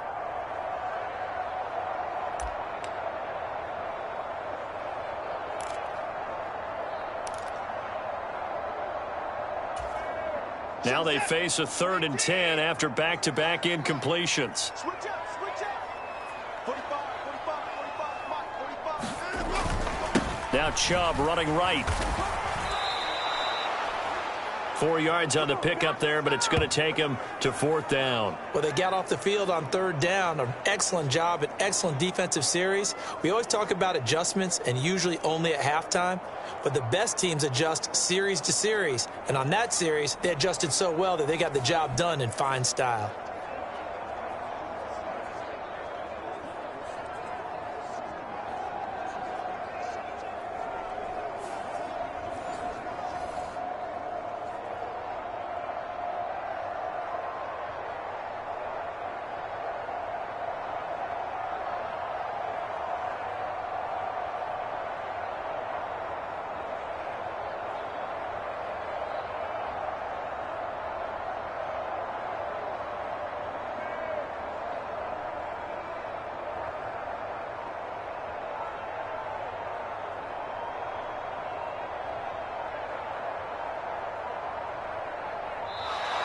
And now the punt team couldn't get ready in time, and this is going to be a delay.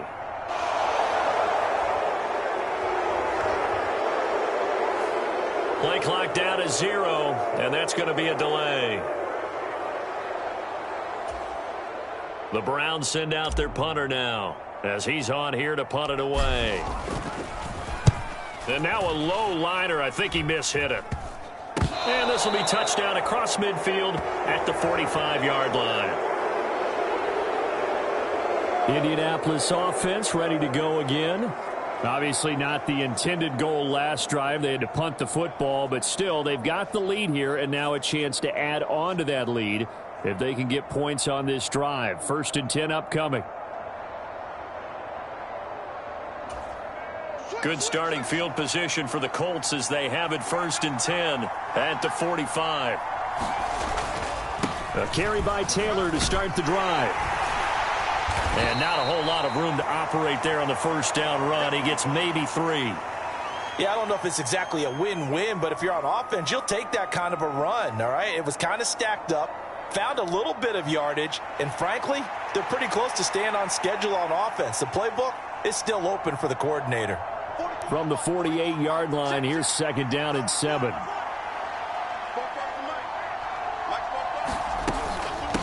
From the gun, it's Taylor. And he's going to take this across the 50 into Browns territory. And it's still about 3 yards shy of a first as the 4-yard pickup brings it to third down. Well, you certainly have to give a little credit here because they're playing this game now at their pace. This is ball control football, sustained runs, taking their time, and making it work.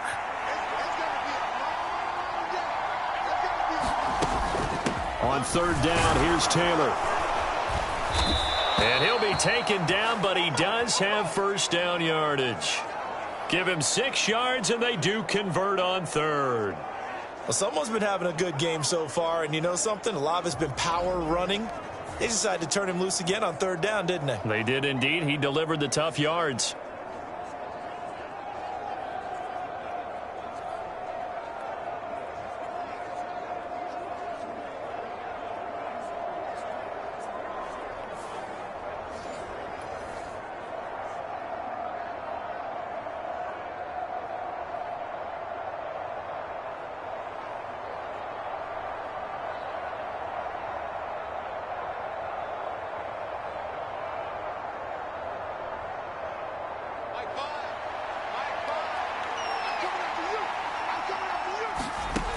Now they'll switch it up here and look to throw. Over the middle, hauled in by Pierce.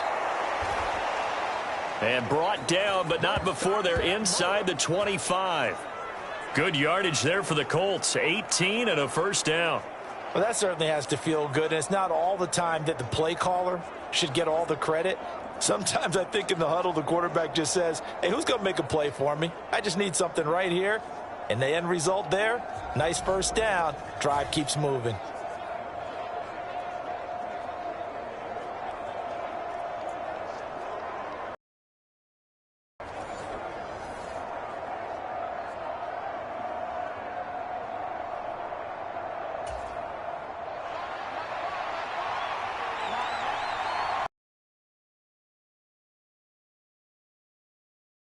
And not much. Maybe a yard down to the 23. You know that old expression, it's not my night? It hasn't been his so far. I don't know if the legs are a little bit heavy. Sometimes having to hang out all day and play doesn't exactly play to your advantage, but it's been a tough go for him. Every time he looks up, somebody... A throw for Pittman is intercepted.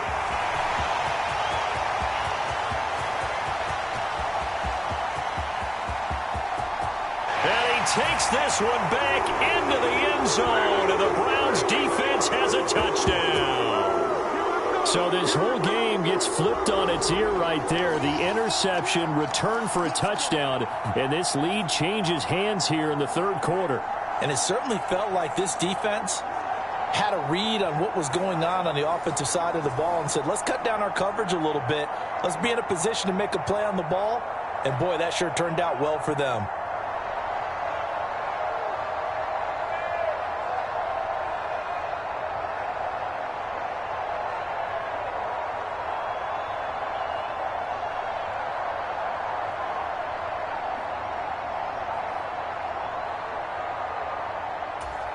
Watson and that Browns offense going to stay out there, and they'll go for 2. Here's Chubb to try to run it in, and he'll get into the end zone to push the lead up to a field goal. So that effort gives him a 3-point cushion and guarantees that a field goal going forward won't beat them. Yeah, that's really good strategy because that's all you care about, not getting beat at this stage. At least give your team a fighting chance.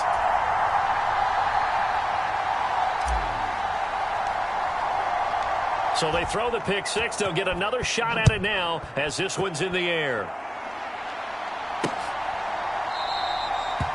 And no thought to bring this one out. He'll just go down to a knee, and they'll take over at the 25. Here comes the Indianapolis offense now as they get set to take over.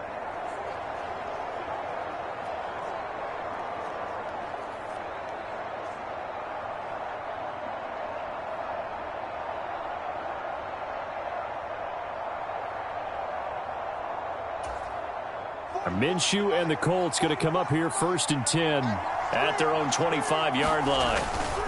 They'll start with a give to Taylor. He'll be dropped after a gain of about 6 across the 30 to the 31. And he continues to pile up the yardage. That puts him over $150 now. And this defense has really had its problems trying to keep him contained. They'll come up now 2nd and 4 from the 31. On the counter, it's Taylor.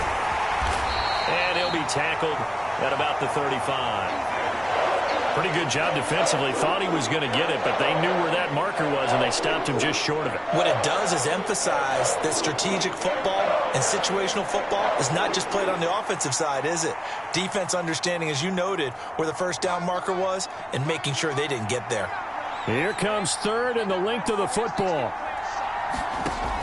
They'll look to throw here. And the throw there going to be incomplete. And those two just haven't been in sync thus far. They've done a nice job against him, but still, with his talent, you would expect them to have more completions to him in this game.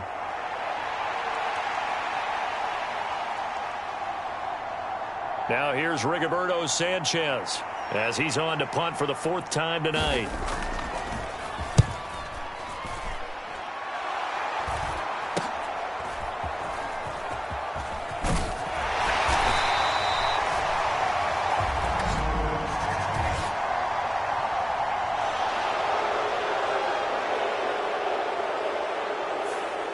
A pretty good return, all things considered, but holding. I agree with you totally. It's actually a return that they were going to be very proud of. But when you end up holding and bringing it back, now your offense has to start a little bit deeper in their own territory.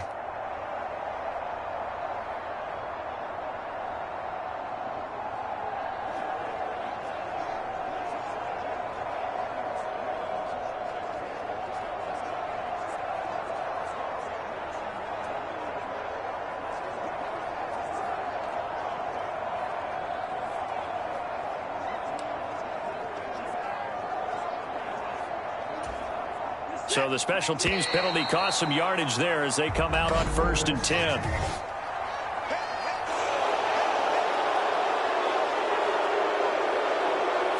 Everybody was up there ready at the line of scrimmage, CD, but no snap, and the delay of game ensued. Yeah, and I'm sure their head coach is asking the exact same thing. What's going on out there? Almost like they thought they had more time than actually was on the clock.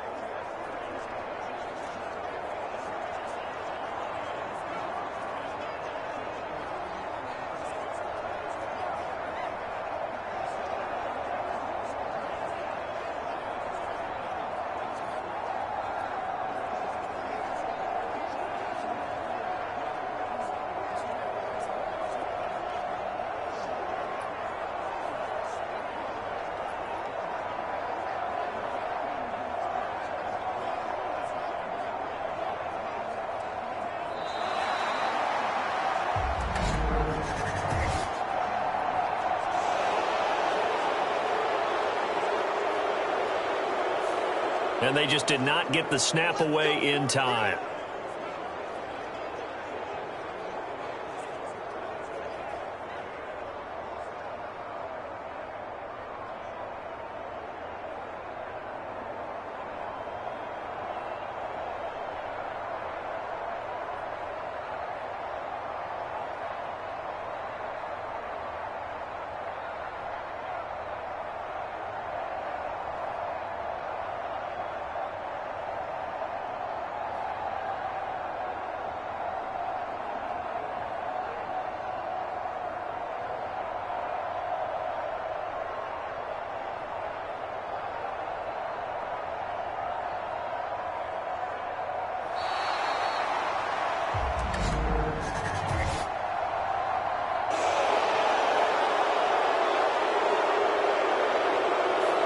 Play clock hit 0. Don't know what went wrong there, Charles, but it's going to cost them 5 yards. Has to be some organization from the sideline. Sometimes when you're trying to decide on what play to send in, the play caller has to move a little bit faster.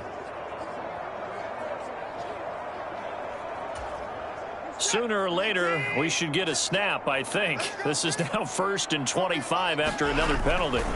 Back to throw, Watson.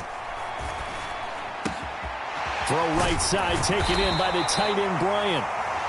10 yards on the pickup there, and it'll be 2nd down. I know sometimes we can get fooled when we watch him make catches, as we just saw him do there, because He really looks like a wide receiver the way he goes about his business. Yeah, 230, 240 range. Yeah, not super huge. Maybe not counted on to be that inline point-of-attack blocker that we used to have in the good old days. But you can flex him out. You can run wide receiver routes with him. You can make him a primary target, and that's how he'll shred a defense.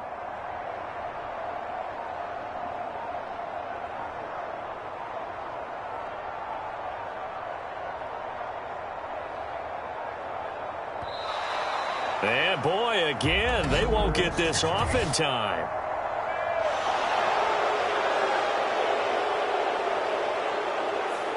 Not enough sense of urgency there. Play clock hits 0, 5-yard penalty. Yeah, I like your point there. Not enough sense of urgency. People walking up to the line of scrimmage, you've got to get up there and get set and be ready to go.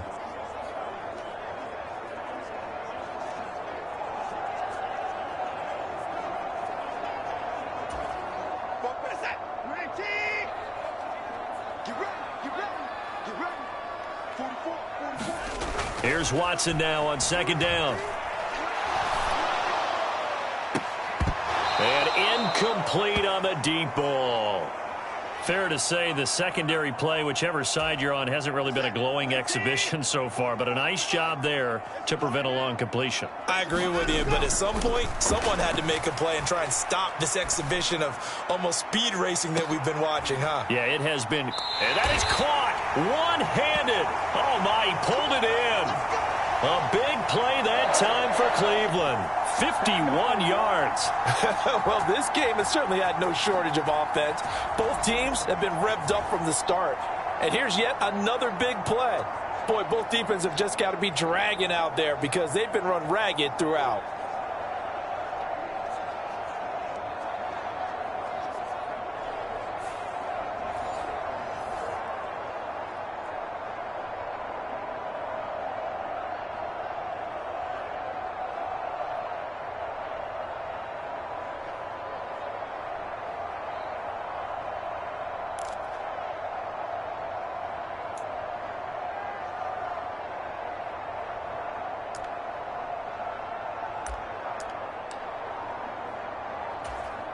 So barely time to catch our breath. Here's 1st and 10 just outside the red zone. Up the middle, it's Chubb. He's able to work free for about 6 down to the 18. Here now, 2nd and 4. Big stop, G. Big stop. Let's go. They run it again with Chubb. And they'll bring him down at the 13-yard line. A gain of 5, good enough for the first down. I think they like this drive a little bit better there, partner. Running game helping out, picking up some of the slack. Because remember the last drive, they went 3 and out.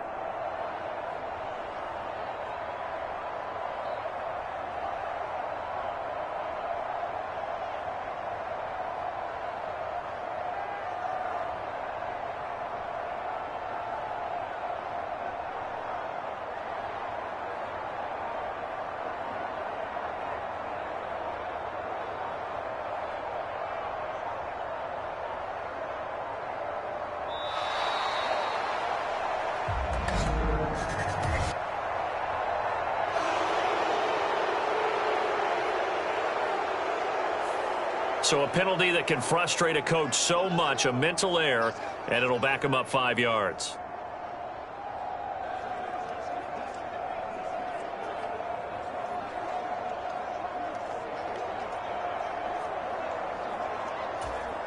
So a little bit of a stiffer challenge now. 1st and 15 following the delay of game. 44's the mic. 44's the mic. Check. That's right, baby. They don't want it.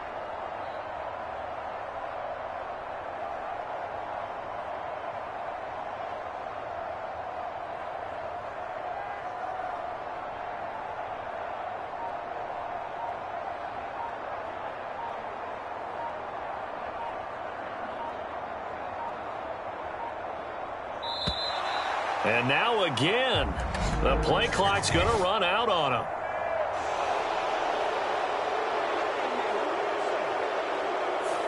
Now flags, and we're going to get a delay of game. Let's go. Let's go.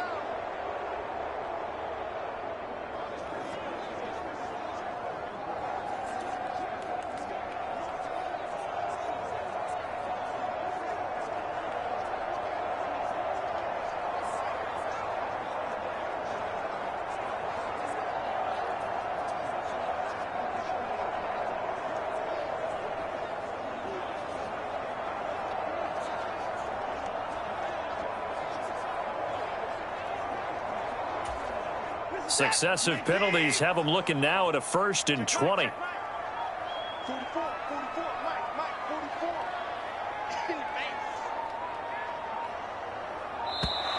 44. And boy, again, they won't get this off in time.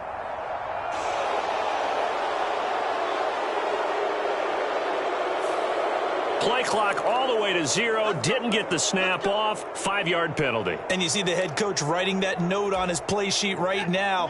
He's going to be addressing that with his staff. A sense of urgency. Get to the line of scrimmage. Snap the ball. Watson. And this is going to be intercepted. And the Colts are going to take possession here. It's a touchback, and they'll take over at the 20-yard line. That's a beautiful read there by the safety. It's zone coverage, so he's just going to sit back and watch. He knows he can't get beat deep because he has the end line to protect him. So he can react to everything in front of him, and he makes a great break on the football and comes down with the interception. The Colts now, their offense works their way back onto the field. And I would say they went 3 and out last time, but actually they didn't even get to 3 and out. Still a strange decision to us here in the booth. Yeah, let's hope they don't go 1 and out, but maybe, possibly, let's try and think with them here. Try and play field position maybe, turn the ball over, put it in the hands of their defense. Who knows? You're a nice man. Minshew and the Colts going to come up here 1st and 10. At their own 20-yard line. They'll run with Taylor to begin the drive. And they'll get 8 out of this before being stopped at the 28. Offensive linemen love creating space for their guys carrying the ball. But when that guy also breaks tackles and creates extra yardage, they almost feel like he's one of them, and they really embrace him. Line of scrimmage, the 28 now as they come up on 2nd and a couple. They run once more with Taylor. And he's able to take this one up to the 35-yard line. 7 yards there and a 1st down. 2nd and 2 is prime time for a little bit of a gamble, isn't it? Open up the playbook, go play action, toss that bad boy deep.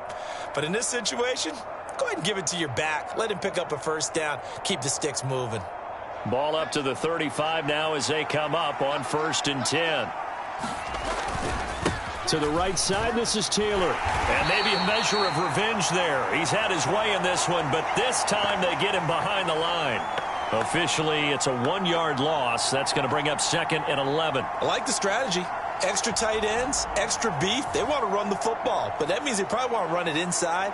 If you get strung out on the perimeter, you're in peril. Yeah, we saw the result, negative yardage.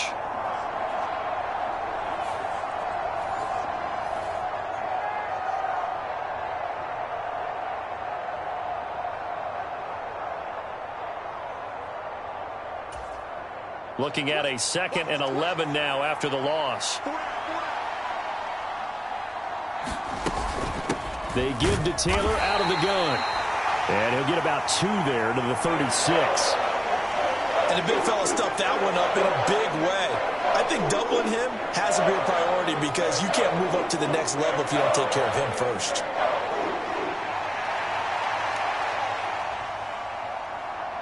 Third and 9 here.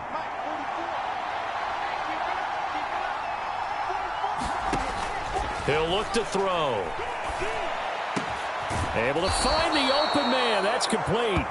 And they're going to have another 1st down as he's going to be tackled at the Browns' 44-yard line. A good pickup there, 21 yards.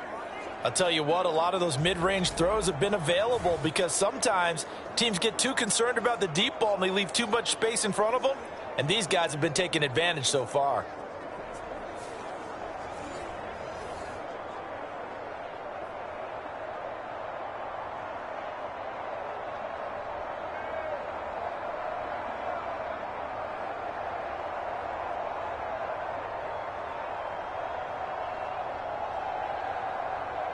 So a 1st and 10 upcoming from Browns territory now at the 44-yard line.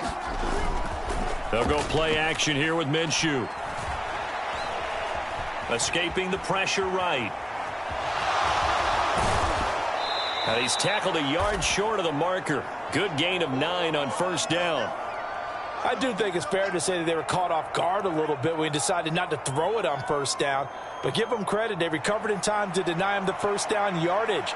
But it's only second and short, so that run is still likely to lead to a new set of downs. And they'll employ the jumbo set now on 2nd and 1. They'll try the left side with Taylor. And he works it to the 30-yard line here, right at the 30. 4 yards the pickup, first down. They were not fooling around at all, were they? Second and short, and they brought out the heavy package. Almost felt like the super heavy package against that defense, didn't it? Yeah, I don't think they expected that much beef up front, and it turned into an easy first down conversion.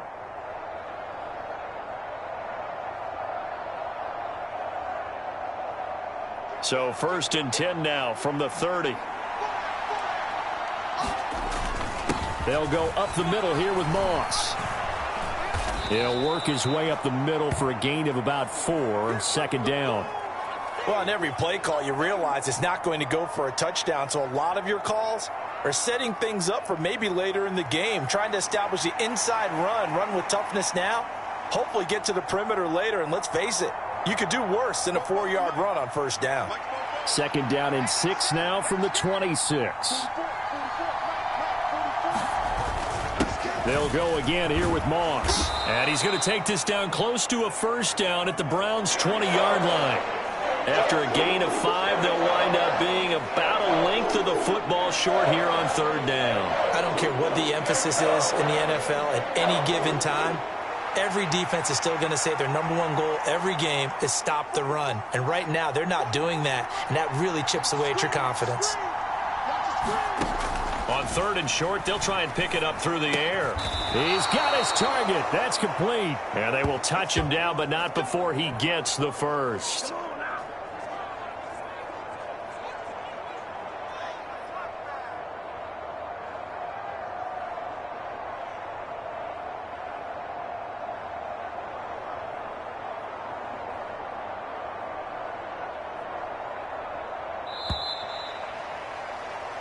One quarter remains here in this Thursday night matchup. You are watching the NFL on EA Sports. And we're back now here in Cleveland. It's been a very hotly contested game to this point. Just a field goal separating these two teams as we get set for the 4th quarter.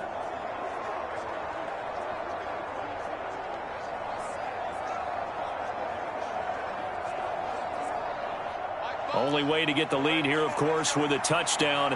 And that's what they're gunning for on 1st and goal. In motion right is Pittman.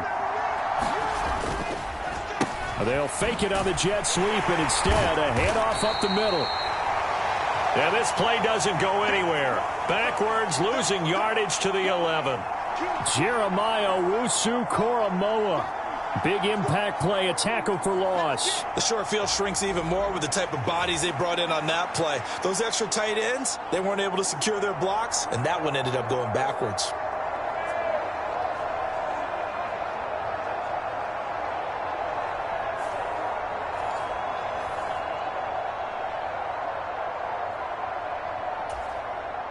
So they get pushed back to the 11, and here's 2nd and goal. Moss again.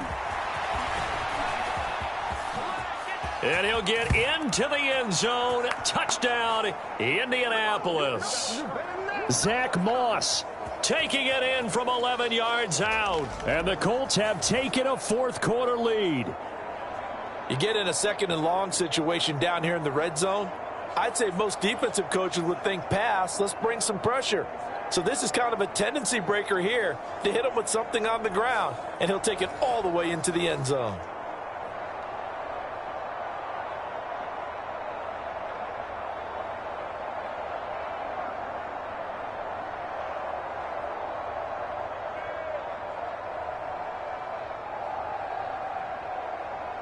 Gay is on for the point after.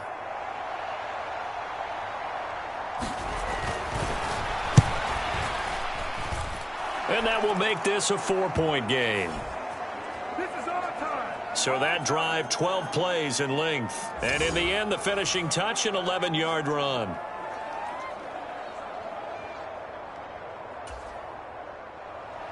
Sanchez now. He'll kick it away following the touchdown.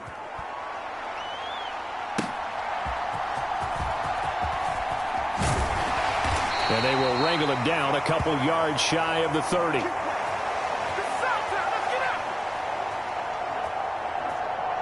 Heading out as a Cleveland offense now as they get set to take over here.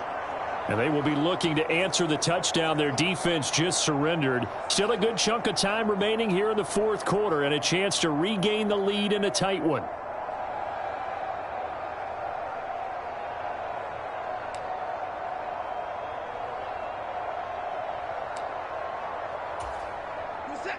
Watson and the Browns now with a 1st and 10.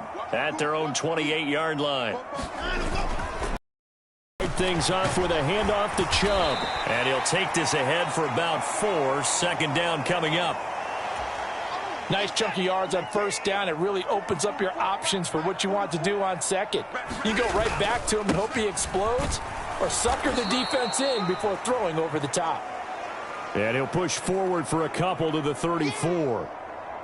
What an advantage having an elite guy in the middle of the defensive line, because not only does he take up the space and let the linebackers run free, but he can also make plays himself, as we just saw there.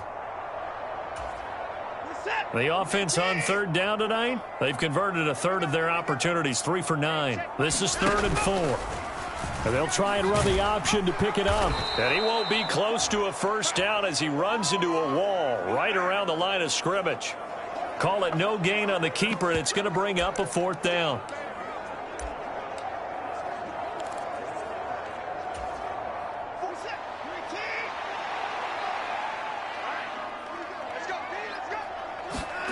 They will indeed snap it to Watson. And it's incomplete. They cannot convert, and they turn it over. The Browns unable to move the chains on 4th down. And that will force a turnover on downs. Well, they've got the slim deficit, decided to go for it, hoping to keep the football score and erase that deficit. But, boy, deep in their own territory like that. Let's just say that with that call, me and the head coach will agree to disagree. All right, but he knew he wanted to be aggressive there, as you pointed out. So I'll guarantee he told his defensive coordinator, have your guys up and ready. I'm going to go for it here. If we don't get it, just make sure they're ready to go out there and bail us out. Minshew. That is caught. Michael Pittman with it. And they'll get this one to about the 20-yard line.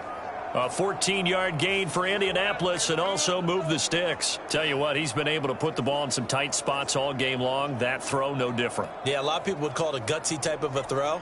I think he looks at it as, I can do it, so it's not that big of a deal to me, and I'm going to keep firing.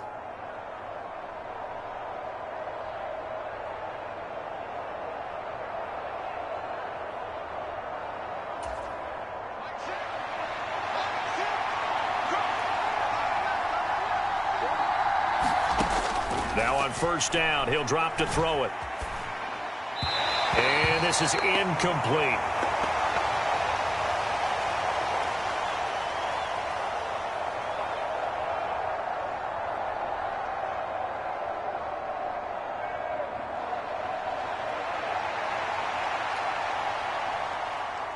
After the incompletion, here's 2nd and 10 from the 20.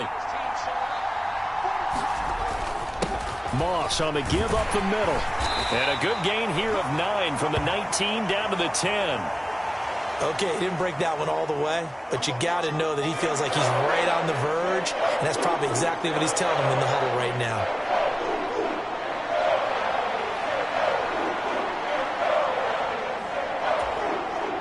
Here now, 3rd and a yard.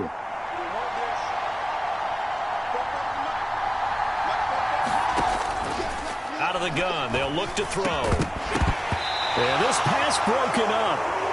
Excellent coverage there on 3rd down, as that was not an easy one to hold on to. When you're running the slant, timing is everything, and against that man coverage, there was no space available, and incompletion as a result.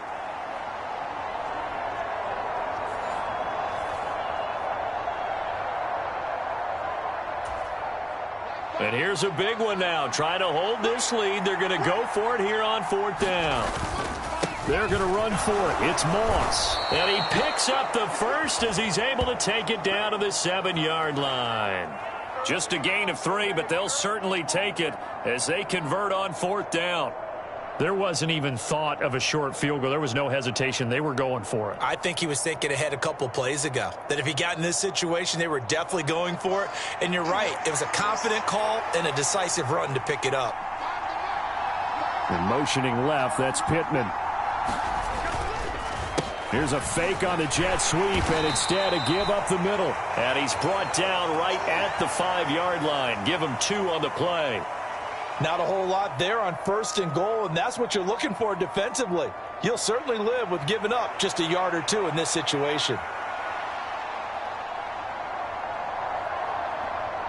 And the ball smack dab on the 5-yard line. Here's 2nd and goal. They'll set up a throw. Got a man. It's Pittman, and he holds it in for the Colts touchdown.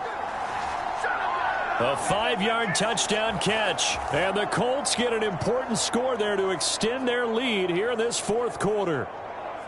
And that's certainly an important touchdown there. It makes this a 2-score game.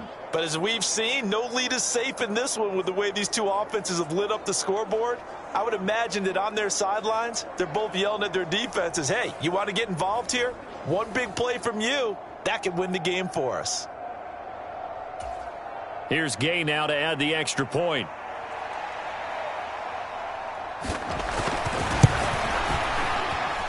And he's been a busy man, 5 for 5 now as he knocks another one through to extend the lead. So that winds up a 7-play drive all told. And it was capped off on the touchdown catch by Michael Pittman.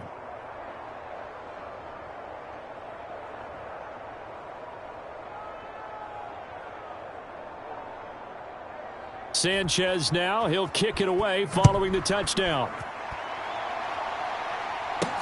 This fielded right at the goal line. And he brings us out past the 20 to the 24.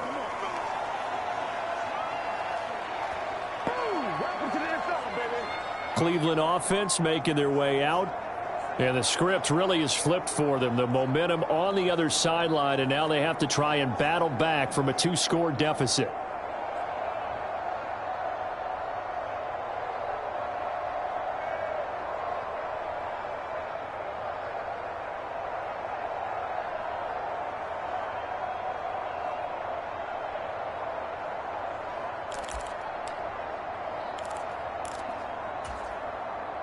Watson and the Browns now with a 1st and 10 at their own 24. They'll try and start this drive in the air. They'll fire deep looking for more. And that went a little too high as it's knocked away and incomplete. Going for the knockout blow right there. I think if I'm up 2 scores, I'd be worried about an interception, but playing this way is what got them this lead. So you may as well ride it out to the end. Now he dumps this off over the middle. And they'll bring him down at the 27-yard line. And now they're in the hurry-up. On 3rd down, it's Nick Chubb. Not much room here as he only gets it to about the 30. And they're indeed going to go for it here on 4th down. So trailing here in the last quarter. Let's see how this plays out. Looking left side, and he's got a man. That's Moore. And now this is going to be close. The defense says they stopped him, and they did. So they'll come up 1st and 10 now from the 33. He'll look to throw. And this nearly an interception, but it's incomplete. Well, a turnover really would have helped him there, but not to be. I think he's taking an awful chance with the football right there. You've got to lead, you've got to protect it, and he's taking chances putting it out there in a little bit of jeopardy. Especially in a spot like this, 4th quarter, as you said, trying to cling to that advantage. Yeah, that one probably should have been picked, huh? Now, quick throw there going to be batted away and incomplete. And they approached this drive with a lot of confidence after the last one ended up as a touchdown. But incompletions on their first 2 throws has them huddling up and trying to figure out a big play here on 3rd down to get their momentum going again. Minshew throwing on third down. Flush to his right. He opted to go with a scramble, gets 2 yards, and now it's 4th. Like any team plan, they're looking for touchdowns to try and help their cause. But in this case, he does get them a little closer at least if they think a field goal turns out to be the better call here.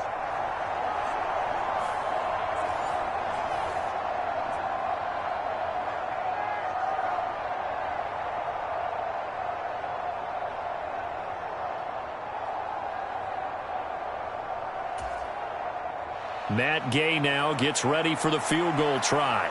From the right hash, this from 48. Gay's kick is good.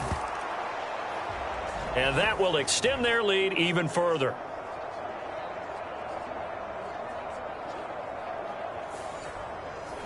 So that maybe not a knockout blow, but I suppose certainly every little bit helps when you're trying to salt one away in the 4th. Well, the possibility of being beaten by 2 late touchdowns or at least sent to overtime does exist.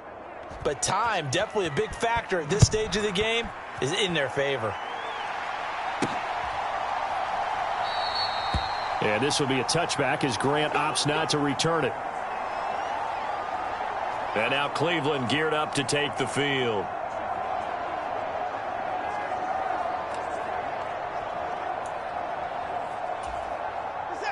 Watson and the Browns now with a 1st and 10.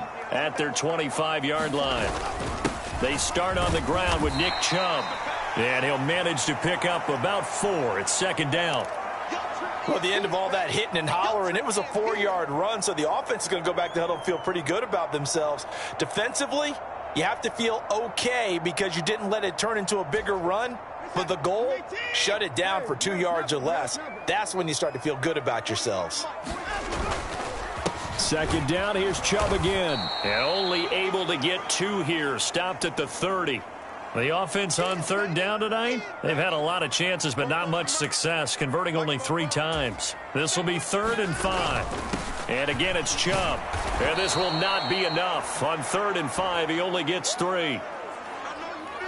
He handed it off there, but I don't really know if he would have kept it or tried to do anything else if it would have mattered. Yeah, it's not always a wrong read when a play gets stacked up. Sometimes they're just at the line of scrimmage. There's just too many bodies to maneuver. And as a result, now they're looking at a 4th down. And he's got the first before he's brought down at the 39-yard line. The time to pull out the stops is now, and they convert there on 4th down. So from the 39 now, they'll come up on a 1st and 10. From the gun, it's a give to Chubb. And he's got room. And he's got this to the 30 before being taken down. 31 yards there and a 1st down. Pretty explosive run on that inside handoff, and when you're a runner of his caliber, you don't need a big crease. You really don't, but also what we're seeing is an offensive line that's taking charge at the point of attack, aren't we? Not only are they controlling the initial contact, they're actually utilizing what they call the strain, the next 2 to 3 seconds to continue to move people. And they'll let the quarterback keep it here on 1st and 10. And he'll take this inside the 30 to about the 29, maybe the 28-yard line. 2nd down, 8 to go from the 28. They'll try to draw now with Chubb. And he's going to get this pretty close to a 1st down at the Colts 21. That was play number 7 on this drive, and it got him 7 yards. This will be play number 8 here on the drive. It's 3rd and a yard. They'll run for it. Here's Chubb. And that one going nowhere from the start as he's met in the backfield and goes backwards. A loss of a yard, and it brings up 4th. Well, that was one of the few times they've been able to contain him thus far. He's over 100 yards for the game, but he lost a bit off his total on that carry. Fighting through pressure. The Browns unable to move the chains on 4th down. And the Colts are going to take over with a football. Minshew and the Colts going to come up here 1st and 10. At their own 21. Now a shotgun snap as they'll look to throw. Connecting over the middle with Downs. It'll be a gain of 5, and that's going to bring up 2nd down.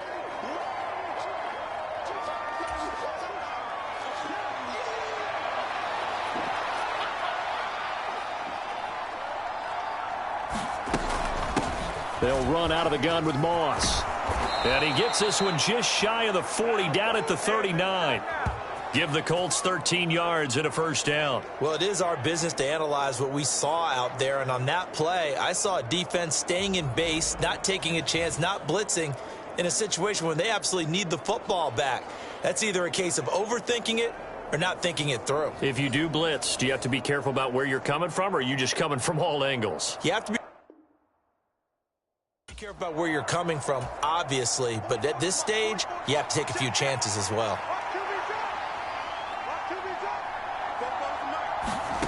Now Minshew on 1st and 10. A quick throw there is incomplete. A lot of times it's that first read that you have. Maybe you get it in pre-snap, and he locked in on his target, but he was covered quite well, and that one's incomplete. Now this throw caught left side. And they're going to have another first down as he's going to be tackled at the Browns' 42. 19 yards to pick up there. Move the chains. Partner, I like that they're staying aggressive on offense because, to me, this drive is what is known as a put-away drive. You score here, that might put this one to bed. I like the fact that they're playing with confidence and not playing with fear.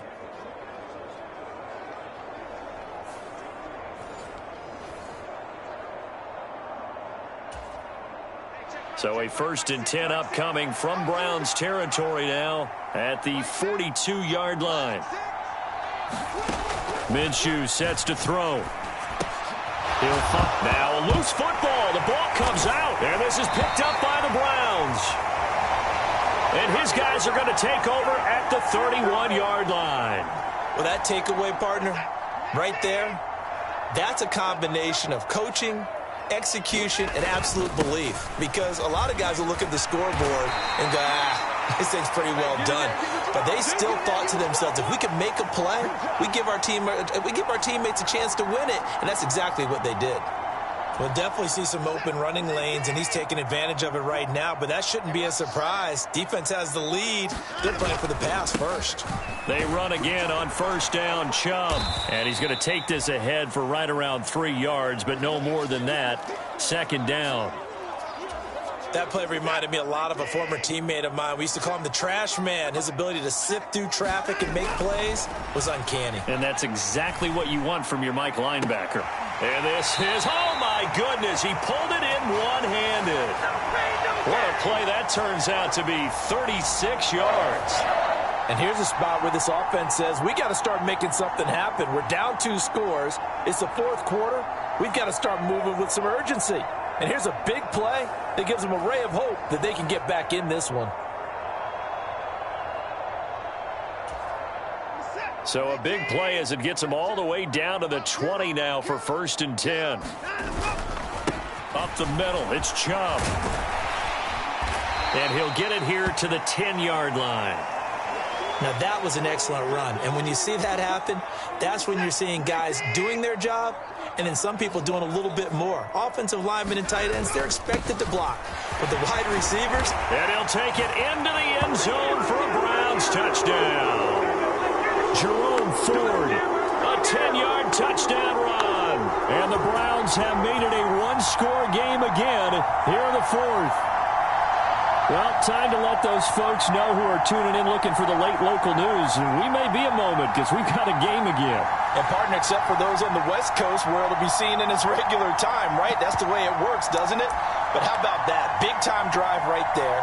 If they're going to have any chance, they needed a touchdown there, and they went right down the field and worked their way into the end zone. Here we go. The Browns will go for 2. Here's Chubb to try to run it in.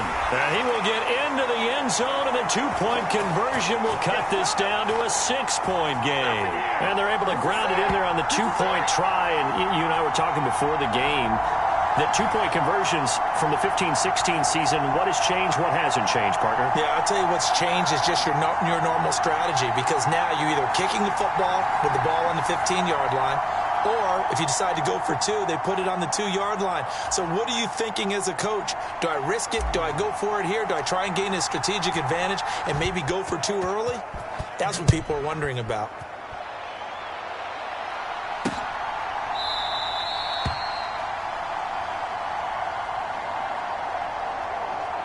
And no effort to bring this one out. It's a touchback. Indy set to go on offense once more. Now, Charles, of course, you got to remember, last possession they fumbled. It led to a touchdown. One-score game here. Got to be careful. And this is where coaching and training really comes into play, doesn't it? What does everyone say after an error? Next play, move on, next drive. That mantra has to come to the front. They've got to take care of business right here and act like the last series just didn't happen.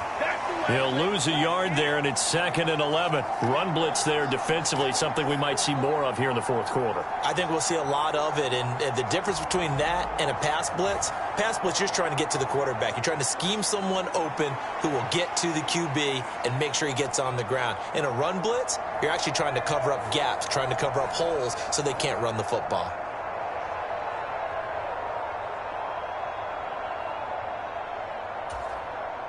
A loss of a yard there to start out. That leads to a 2nd and 11. Looking to throw it. Minshew out of his hands quickly to Pittman. And he'll get it up to the 33-yard line. So the completion results there in 9 yards. And now that sets up 3rd and 2. That was a nicely run slant route, and what the receiver's trying to do is make the defender think he's going upfield for a deeper route, and then breaks it off, usually after about 3 to 4 steps, and cuts towards the middle of the field. And now what he's trying to do is use his body to keep the defender away from the football and give the quarterback a really nice target.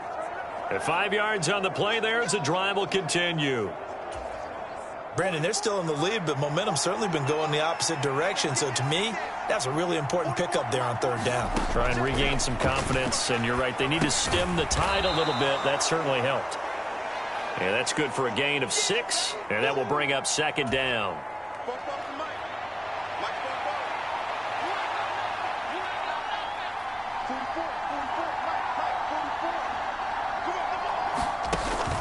Off play action, it's Minshew.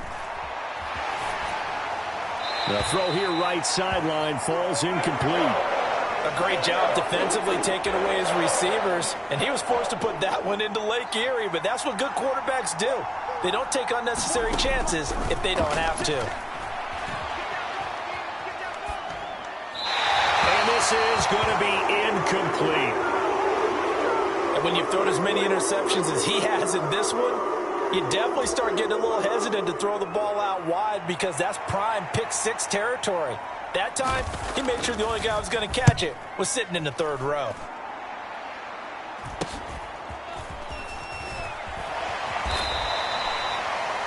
It's a 39-yard punt, 8 on the return, and out will come the offense as they take over.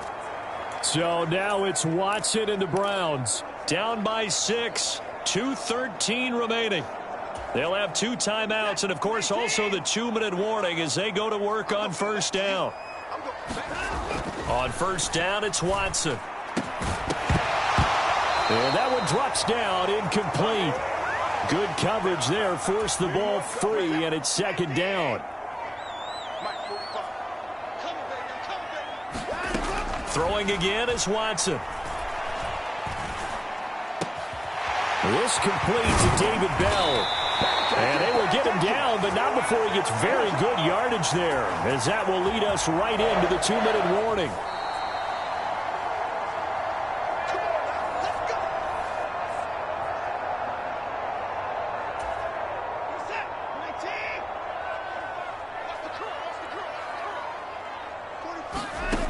On 1st down, Watson. Now a desperation throw deep downfield. And oh, that one nearly intercepted. That would have sealed it. Instead, it'll be 2nd down. Here's Watson. And he can't get a throw off. He's taken down. What a huge play at this point in the game. DeForest Buckner in there to drop him as that clock continues to run. Well, here's a big one. You can just feel it. This is 3rd down now. Oh, and that's going to sabotage their comeback plans. It is intercepted. And the return stops at the 39-yard line.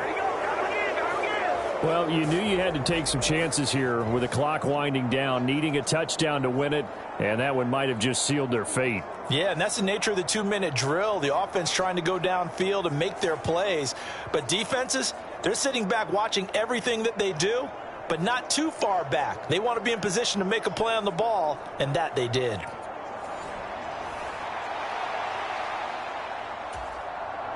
So from the 39 now, they'll come up on a 1st and 10. Here's a give to Moss out of the shotgun. And he is going to have a Colts first down. And that should be the one that finishes this game off. But they picked up a little bit of yardage there, and now, in this situation, should be in no hurry to run a play really fast. Let the clock wind down. Now the Browns signal for the second of their timeouts as they stop it here with just under 40 seconds to go in the game.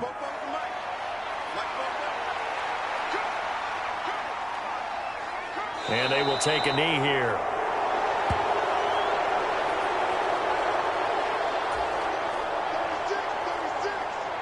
And whistles, and they take their final timeout with 7 seconds left.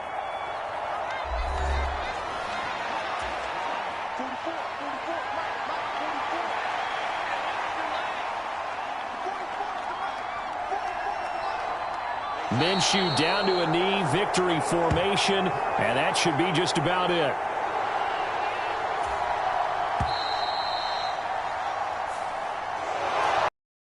Normally when you see a group score this many points, it's a complete blowout, but instead they needed every single one of those in this close, high-scoring affair. And Brandon, I'm still on the edge of my seat after that one, because when you have that much scoring and it still comes down to a one-possession game at the end, that's not something we see very often. In this case, these offenses, they brought it. The defenses, they're going to need some work going forward.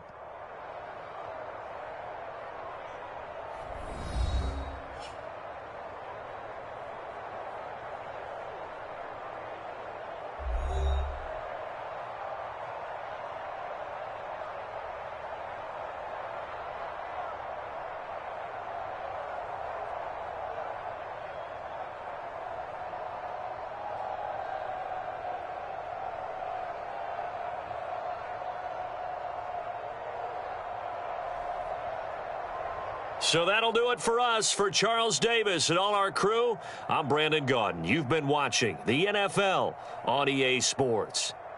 With that, we say good night from Cleveland.